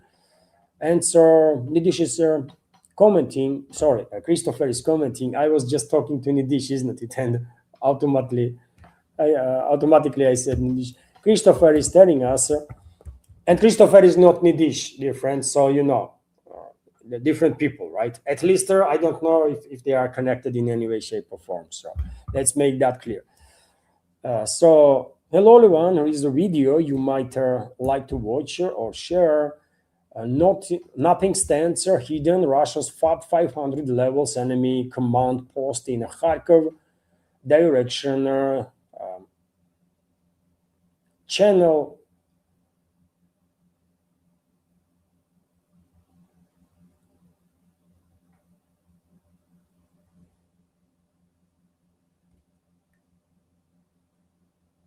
channel now has 57.3k subs, but you see, Christopher, you don't name the channel itself. Video itself is interesting, of course, but I see, I see. There is a second recommendation is continuation. Basically, RYU military. That's the name, by the way, of the channel on which you can see yet another Russian strike with the FAB 500 guided bombs, and it's always effective. It's these videos are always very effective ones visually, because it's tremendous explosions, right? Every now and then I'm seeing this type of videos when it's you would not even think that this is actually happening in a real life. You would think, if you did not know any better, that this is some sort of a movie or something. But no, it is an unfortunate reality of the modern times. This war is real, that Western is waging against Russia, Western ruling class, and these explosions are real too. So RYU military channel uploaded a video of one of the latest Russian FAB 500 strikes on the command post of Kiev regime's forces in the Kharkov direction. Also, Christopher is recommending, hello everyone, here is the video you might want to watch or share. Air Force One 1997. This video can be seen on YouTube channel called Fazlul Hoko Fazlul Hokui Amon film. Members that are interested can pause, of course, and copy their name of the channel. This is a 2 hour and 4 minutes. Are you talking about movie actually, or this is some sort of a documentary? If it's a movie, I think I have seen something like Air Force One. I guess there was some sort of a movie with such a name, or this could be a documentary about actual Air Force One. Thank you for sharing, Christopher, and of course, members of community that might be interested to take a look at their video will do so. And there were more recommendations from Christopher. There were 3 more recommendations. Let's check these ones also. Hello, everyone. There is the video you might want to watch or share. Russia will control Kiev when war ends. Larry Johnson on Lieutenant Colonel Daniel Davis. This video can be seen on YouTube channel called Daniel Davis Deep Dive. And thank you for recommendation, Christopher, and for reminding me. I spotted on YouTube page this video. Daniel Davis had a guest. It was yesterday, isn't it?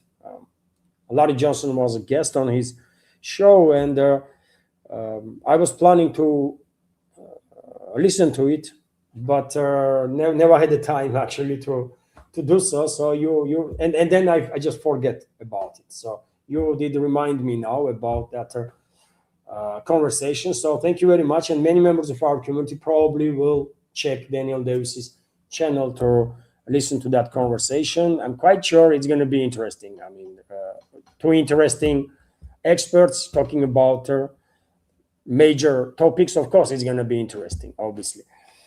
So Christopher is also recommending to take a look on a video on Murat San channel where Russian Su-34 bombers are depicted while they are targeting locomotive of Kiev regime with the FAB 3000.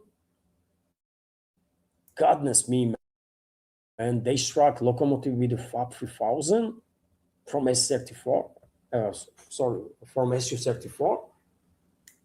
I can't even imagine what is left from that locomotive, man, after FAB 3000 striking. I'm gonna check that video, man. Probably, I mean, locomotive just vaporized or something. Gonna be something extraordinary. Thank you for sharing. I I can't even imagine, man. Fab 3000 on locomotive. It's a steel beast, obviously, but Fab 3000, it's a practically 3,000 kilograms of explosives, right? So it's gonna be something epic. And also, Christopher is sharing. Hello, everyone. There is another interesting video. Putin declares all-out war. Tu-160 launched attack to happen tonight. This video can be seen on YouTube channel called KYR Military, and I guess this was an update on the channel uh, before this strikes had happened on Kiev, Lvov, and other directions. And yes, there was Tu-160s, by the way, that were deployed by Russian Federation. Tu-160 strategical bombers that were also used to launch the missiles. So thank you very much, Christopher, for recommendations and for your attention and support of this project. And let's check. Let's react on super chats also.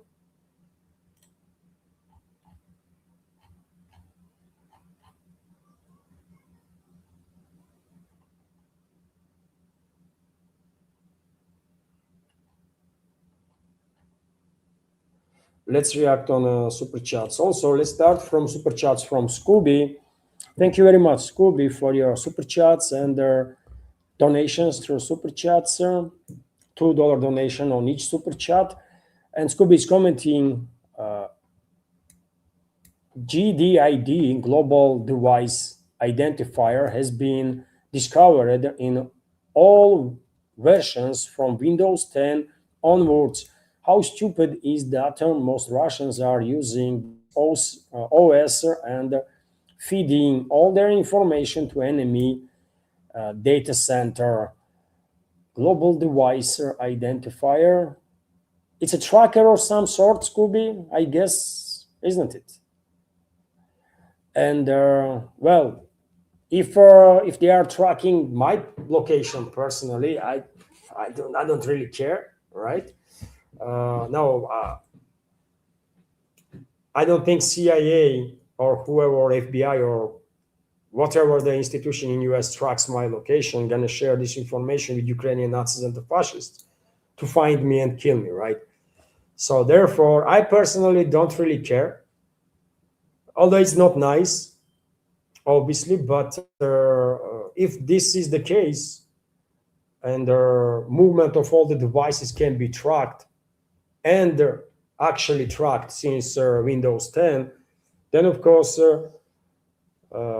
Russia officials here in Russia on all levels, by the way, have to have strict restrictions to use these operational systems. All the officials, by the way, here in Russia have to use something Russian. There is a Astra Linux, right? Which is Linux is an open platform, isn't it? So engineers are developing based on Linux in different parts of the world in ways that it's suitable for them. And there is a Astra Linux, correct? I learned about this from you, Scooby, I believe. There is Astra Linux or something like that that is specified for Russia, and they're done by Russian engineers. So therefore, that's their platform operational system that should be used. Officials outside of their work, when it comes to their workplace, it should be totally domestically built stuff. Totally domestically built stuff that no foreign entity will have any keys to access. Because in case of officials, this is obviously dangerous, obviously. Although in case of private citizens also, there is nothing nice about being tracked by either Microsoft or US Secret Services, right? So thank you for sharing, Scooby. And there is another comment. If Russia needs to mobilize, that means the West vast majority of people do not want to join the military, and it is being forced upon them. Is this ethical? I don't think it works like that, Scooby. I don't think I have the same understanding of mobilization as you do, because mobilization is people are joining Russian armed forces, right? 200,000 joined in the first 6 months. But when you are engaged in a war, how are you going to tell the people that you need more people to? I mean, this is a legal way. That's the way how government is communicating with the society and informing society that, well, we need more people, so we're gonna mobilize now, right? And we're not gonna, because we're gonna mobilize, that means we need people that will be most effective in tasks, right? That they will have. So therefore, I need to mobilize people that have this particular knowledge or tools or experience. Correct? That's how it works. It makes sense. You don't want to mobilize just random people, right? That professor may end up being mobilized. Do you really need professor on the line of contact? You don't. You just don't, right? Best professor will serve country best while teaching young generation and giving them education. Correct? So you need people with specific knowledge and experience during the mobilization, and that's the only way that this can be done. Because when people voluntary subscription to the army, it's also operates, it works, it clearly works, and already 200,000 people joined the armed forces. But when it's a voluntary, militaries have to make decisions based on people that are applying for service. So you might get people that may not necessarily be most effective right now, but that's the choice that you have. While in mobilization, you can pick, literally pick, right? Because recruitment offices, they have all the database. They have database on me, right? I am a reservist, so they have that data about myself. They have data about everybody, all the reservists, right? So based on tasks and purposes, they can go through this database and literally pick people with certain qualities that will be effective. So there is nothing unethical in the mobilization, in my personal opinion. Even though there is no mobilization, there is no need in mobilization right now, and Russian officials have said that many times. War is hell, right? There is nothing good in a war itself, and when you are going for a mobilization, that already indicates that something is not right. Of course. But if you're being attacked, then that's the way how countries operate. They go for mobilization. And again, nothing good in it, obviously, but you have to defend yourself, right? You have to protect yourself. So only at least a known way of organized resistance and organized increase of manpower is a mobilization. That's how humanity operates since forever, I guess, right? So I don't see anything unethical in a mobilization when it's a normal mobilization, not like in the Kiev-controlled territory, by the way, when people being literally kidnapped from the streets and from their houses. I'm talking about normal mobilization when recruitment officers are sending the letters and reservists who will receive this letter are going to recruitment center, undergoing medical checkup, then are sent to training ground, undergoing 3 months training or whatever is needed, and then are deployed in whichever directions militaries will decide. I'm talking about normal mobilization, not that hell that is being done on the Kiev controlled territory when these Zelensky's goons are kidnapping literally anybody and everybody they can catch, right? It's insanity. But overall, obviously, there is nothing good in the mobilization itself because that indicates that clearly something is not right. And it is not right when you are in a war, right? Nothing good. There is nothing good in a war. That's for sure. Thank you very much, Scooby, for sharing and for your super chat on Rumble and donation. Let's continue with other super chats. Although first, let me highlight that there was as I already mentioned, dear friends, earlier in the program, there was a premium subscription gift card from Viper, 2 premium subscription gift cards actually, and each such a gift card is a $5 donation to the project. So thank you very much, Viper, once again for your supporter. Thank you. And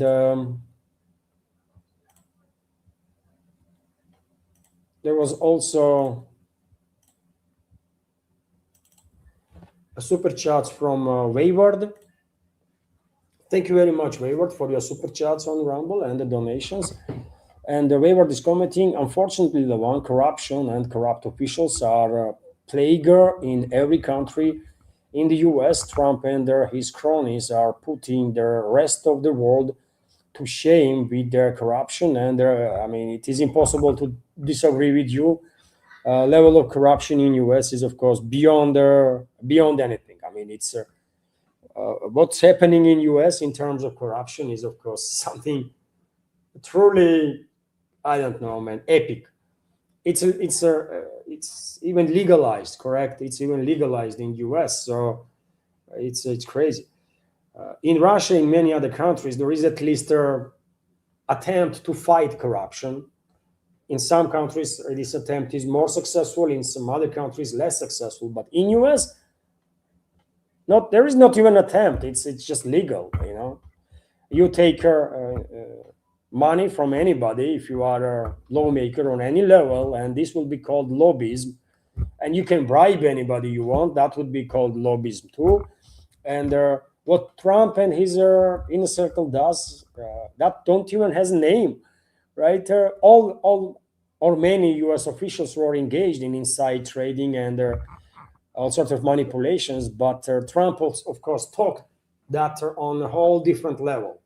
I mean, according to reports that I see last time about Trump's personal fortune, he's now like 3 times richer in a year, little bit more than a year that he is in his second term.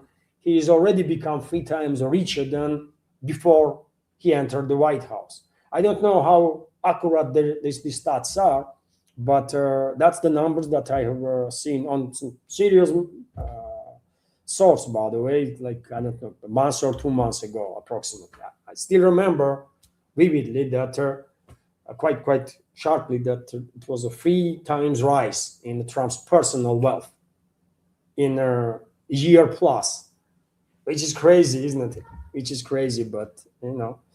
Also, Wayward is commenting, Trump and his cronies are manipulating the oil market and they're making millions. The current price oil is kept artificially low. The real price of Brent crude should be around 100 plus for a barrel per barrel. Thank you very much, Wayward, for your super chat donation and for your opinion. And I agree with you completely. And Trump and his inner circle, they're manipulating not just with their oil market, but by all now on all markets, actually on all markets. From they are manipulating from crypto to shares of the companies and the oil market, and then the rest of it. I mean, everywhere they spread throughout isn't it?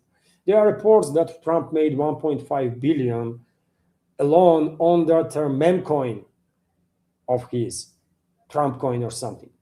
Allegedly, he made 1.5 billion on that scam alone. How crazy is that?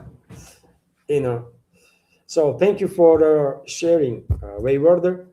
And there was more super chats, dear friends. Let me.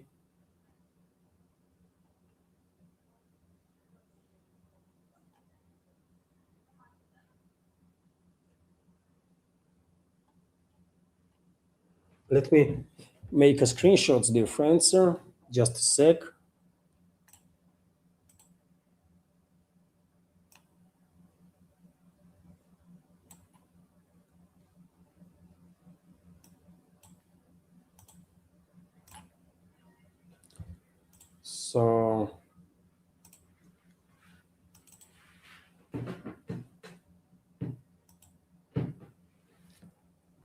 So more super chats from Wayward and Scooby. Thank you, Wayward, once again for your super chats and donations on Rumble. Wayward is commenting, Iran, Russia, China, and the global South never had a better chance, such as now. The US is on their ropes, both for economically and their munition as well. They should keep the pressure on the US, and I think that's exactly what is going to happen there. Moscow and Beijing, together with their Tehran and their other allies, probably will keep not just keep pressure, but will increase pressure directly, indirectly on the Western ruling class. I will not single out US itself. I don't want to be seen as someone against the US as a state, because I don't even see US nowadays as to be a republic or the country. US is clearly hijacked, politically captured by special groups of interests, globalists, neocons, Zionists, and they are using US as a tool. So therefore, I will frame my sentence that in a way that to highlight that Western ruling class is our enemy, right? Western ruling class. So of course, Moscow, Beijing, and we actually have indicators that that's exactly what is happening. That Moscow, Beijing, Tehran, and allies throughout the world will maintain pressure on the Western ruling class and regimes that they control, and will further increase this pressure. And now I am actually, as I mentioned in quite a few updates before, now I'm maybe not much more, but more optimistic at least that Western ruling class will fail in their global strategy and in their Middle Eastern chapter of their global strategy than I was, let's say, in the beginning of this war that US Western ruling class basically launched against the humanity, right? While deploying as main tools US and Israel, as main weapons, US and Israel. So pressure will continue, for sure. There is no other way, and I think there is reasons to be cautiously optimistic that Western ruling class will fail. So we will see. Also, Scooby is commenting, and Scooby, thank you very much too, of course, for your super chats and donations. And Scooby is commenting, Iran seems to be pushing all of US military assets into Israel. Israel is small, and yes, they're already Scooby, in previous updates, I was saying that it's only a matter of time, in my opinion, when US assets in Israel will be struck by Iran. And today already some sources are reporting that Iran allegedly is getting ready to conduct a massive attack on US assets in Israel. So your observation is spot on, I think. I see the same, right? US was thinking that Jordan might be the safe place, and they move many assets from Persian Gulf entities into Jordan. They find out that Jordan was no any more safer, and they suffered heavy losses in terms of manpower and military equipment, military assets in Jordan, and they are pushing further now into Israel, right, which is practically transformed into U.S. military base, unthinkable aircraft carrier sort of, and well, it's a matter of time, obviously, that Iran will go after U.S. assets in Israel too, and today, literally today, I read a little article with exactly the same framing that Iran is preparing to go after U.S. assets in Israel. So it's probably it will happen. Makes sense. It just makes sense from military standpoint and from a strategical standpoint. Definitely makes sense. And I don't think Israel gonna go nuclear against Iran. I don't think Israel gonna deploy nuclear weapons against Iran, no matter what, because that will be fatal mistake, fatal error in a judgment of Zionists and their Zionist controlled regime in Israel. They're not going to go nuclear. If any one country will go nuclear in the Middle East, it's going to be US. And I think there is a still probability that US will deploy nuclear weapons. I think there is a quite high probability, actually. I will give her such a probability, at least 20% or 25%, which is extremely high probability that US might actually go for nukes. Especially if you keep in mind how devastating the military capabilities of US is actually, in terms of either long-range strikes or in terms of capabilities of US ground forces to be engaged in high-intensity war. So, thank you for sharing, Scooby, and for your super chat. And Wayward is also commenting, MBS was fooled into attack on Yemen. Trump offered him their enriched uranium deal as soon as MBS attacked Yemen. Now Trump wants MBS to sign a peace deal with Israel to be able to get their uranium. MBS clearly was manipulated. MBS is, of course, crown prince of Saudi Arabia, actual ruler of Saudi Arabia, and he was clearly manipulated, right? Because if you take a look at the situation from Saudi interest, right, as much as you can. I mean, if you are, let's say, Saudi citizen or the Saudi official, you will probably agree that there is no Saudi interest either in escalation with Yemen, either in escalation with Iraq. There is no interest of Saudi Arabia there. Only beneficiary side is Western ruling class and the regimes that they control, right, and manipulate, including U.S. regime. And so clearly MBS was manipulated either with this recent sort of agreement that U.S. will assist Saudi Arabia or will have no issues if Saudi Arabia will get her capabilities to enrich uranium. Maybe something else was also in the play, but I'm still skeptical that Washington will succeed, and Saudi Arabia will actually go full into this war against Iran, against Iran's allies in the region. I mean, time will tell, but I still think Saudi leadership is not that suicidal, and I think it is necessary to stay on the safe side that some calls will be made in upcoming days, maybe today also, from Moscow and Beijing into Riyadh to bring them to their senses, so, but you are on point. I mean, clearly MBS was manipulated, clearly, because it's All he does right now is goes only in interests of Western ruling class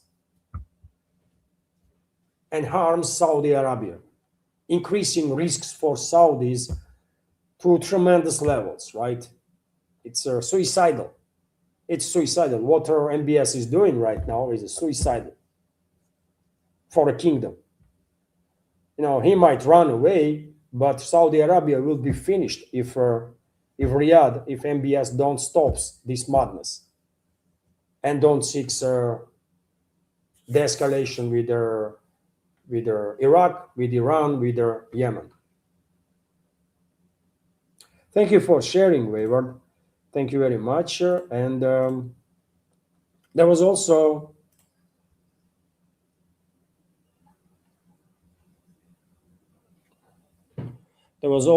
recommendations, two more recommendations from Christopher, also super chat from Wayward, and the premium subscription gift card from Viper. So let me highlight these two.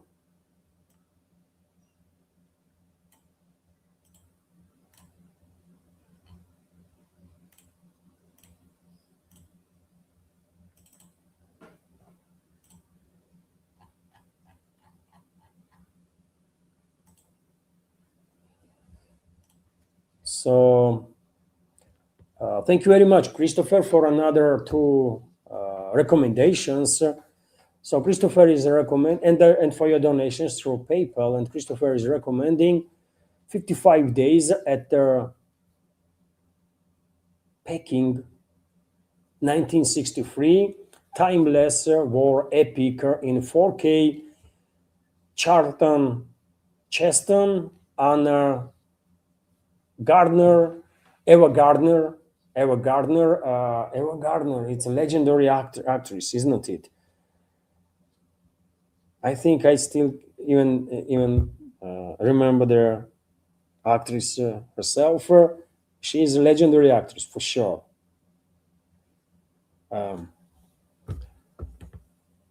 Film is 2 hours and 26 minutes longer. This film can be seen on YouTube channel called Babel Movies CHA. Babel Movies CHA. So thank you for sharing, Christopher, information about a channel where we can watch this movie. 55 days at Peking. Epic war. Timeless war epic. In which Ava Gardner is playing the role alongside Charlton Cheston. I cannot visualize Charlton Cheston. Probably I'm familiar with the actor, most likely. But Ava Gardner, I have heard this name, and I definitely have seen the movie itself with her. So thank you very much, Christopher, for sharing. Also, Viper, thank you very much. Thank you very much for your premium subscription gift card on Rumble. This is the second one from you today. So thank you very much. Each such a gift card is, of course, $5 donation. So thank you, Viper, for your support. And Wayward is also commenting, is it true, Levan, that General Armageddon might be the next chief of the Russian general staff? Is he back on Putin's good graces? Russia needs a general like him. Maybe he can finish off Zelensky. And well, thank you for a very, very interesting question, important question, Wayward. I know for quite some time now there are rumors on internet that General Surovikin is back in Moscow, and he's been kind of promoted again after being sidelined due to Saturn, for whatever reasons, after Prigozhin launched his march on Moscow. Remember, and after that, Surovikin was basically commander. He was overseeing operations of Russian African Corps on African continent in the Sahel region. Mainly, also he was communicating with the leaders of African countries. Was active in the works in terms of further enhancing relationships, including military partnership between number of African countries and Russian Federation. He was very busy, for sure. He was very busy, but he was moved away from commanding positions here in Russia. And at one point, Wayward, he was a commander of the special military operation itself. And we all know Surovikin line and everything else that basically stopped 2023 offensive of Kiev regime. Although there are some other reports too, by the way, here in Russia, that actually that line that then became known as the Surovikin line was built by commander of 58th Army, under the orders of commander of the 58th Army, who was removed actually from commanding the army, and he's and actually arrested, and he is asking to be sent on the front line as a ordinary soldier, and he is not being sent on the front actually. So that's quite complex story there, complex story. But overall, that defense line in Zaporozhye region that stopped 2023 sectoral scale offensive of the Kiev regime that was prepared by NATO. Of course, that line has become known worldwide as a Surovikin line. So Surovikin is definitely, as far as I can tell, become a very popular commander among militaries, for sure. And there are rumors now that he is back in Russia, that Moscow, Kremlin is no longer mad at him, but this is all rumors. That's the point, Wayward, that there was not a single official statement from anybody about Surovikin, either today or yesterday or day before yesterday or day before yesterday. Nothing. It's just speculations, and some channels on the Telegram and some other means are continue to talk about this matter, and this recent kind of a shift of a Kremlin in terms of this establishment of maritime blockade on the Kiev regime also was interpreted by many as a drift of Putin from a restraint policy. And many people are saying now that, well, that's why Surovikin might be called in, because Surovikin is a supporter of the hardline policies, right? More stricter, more he's a hardliner kind of, right? So he's a supporter allegedly of more harsh take when it comes to dealing with the Kiev regime. And this might be true. Maybe these rumors that are circulating, at least partially, are true, but I don't know.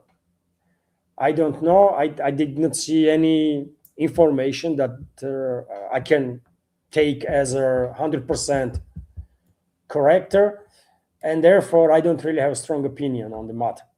But rumors are circulating for quite a while now, and I'm waiting when any statement will be made about it to also share information with the community, because I was feeling like I'm kind of in a strange situation when everybody is talking about Surovikin, almost everybody is talking about Surovikin, and I did not even mention him once. And I didn't mention him because what I would say if I will mention him, that there is some rumors out there. There's a million rumors out there, so I'm not going to react on all the rumors, right? So therefore, I'm waiting for some official statements. Maybe we will have some in near future. And of course, obviously, I will share information, factual information with the community.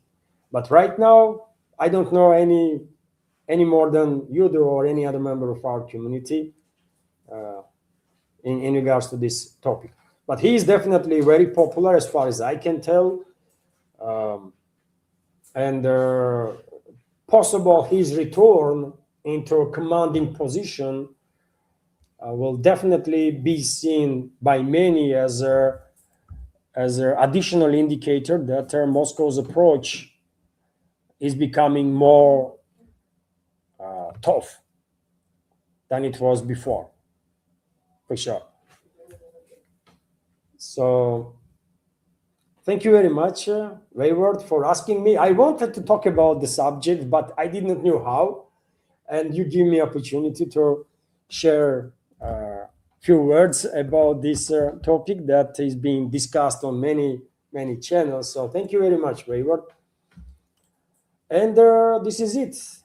This is it, dear friends. For now, I think I reacted on all comments, correct? I think I reacted on all super chats, all comments. So many thanks to everybody, dear friends, for your attention, for your time, for your support. I see a question from Nidisha right now, by the way. This is the latest comment on the chat, so let me react on it too. Levan, did you guy Gui receive tsunami alert as Japan is getting hit by big earthquakes in the far eastern peninsula? Oh, yeah, there was a massive earthquake, a 7.1 earthquake in Japan, isn't it? Yesterday that was. Yesterday or day before. Unfortunately, reports are that about 30 people were killed there, and there is quite significant damage actually to infrastructure as a result of this earthquake. But in Russian media, I have not seen, at least until now, Nidisha, any reports about tsunami warnings, possibly in the far east of Russia, in the Kamchatka region, maybe in a Vladivostok area. Maybe there was some tsunami warnings, but in federal media there was no. I did not spot it, at least in the press, press. I don't watch TV, so I don't know what they are reporting about. But in the press, I have not seen in past 24 hours any reports about tsunami warning. But on locally in the far east of Russia, in Vladivostok area, in Kamchatka area, probably there was some tsunami warnings if Japan was declaring tsunami warnings, right? Because waves not gonna stop on the border, isn't it? They're gonna continue. So that's all I know on the matter. Very little actually. So thank you very much once again, dear friends, to all of you for your time and attention. Have a wonderful day. And before I go, let me just remind potential new members of the community that if they like my work, my projects, they can join members, supporter community of supporters of this project. They can donate through PayPal, through Boosty. They can join our communities on Patreon and Boosty, becoming subscribers there. All the links are under this video description box and in the pinned comment. And almost 3 hour, dear friends, almost 3 hour this stream. Hopefully you liked it. Have a wonderful day and take care. Bye.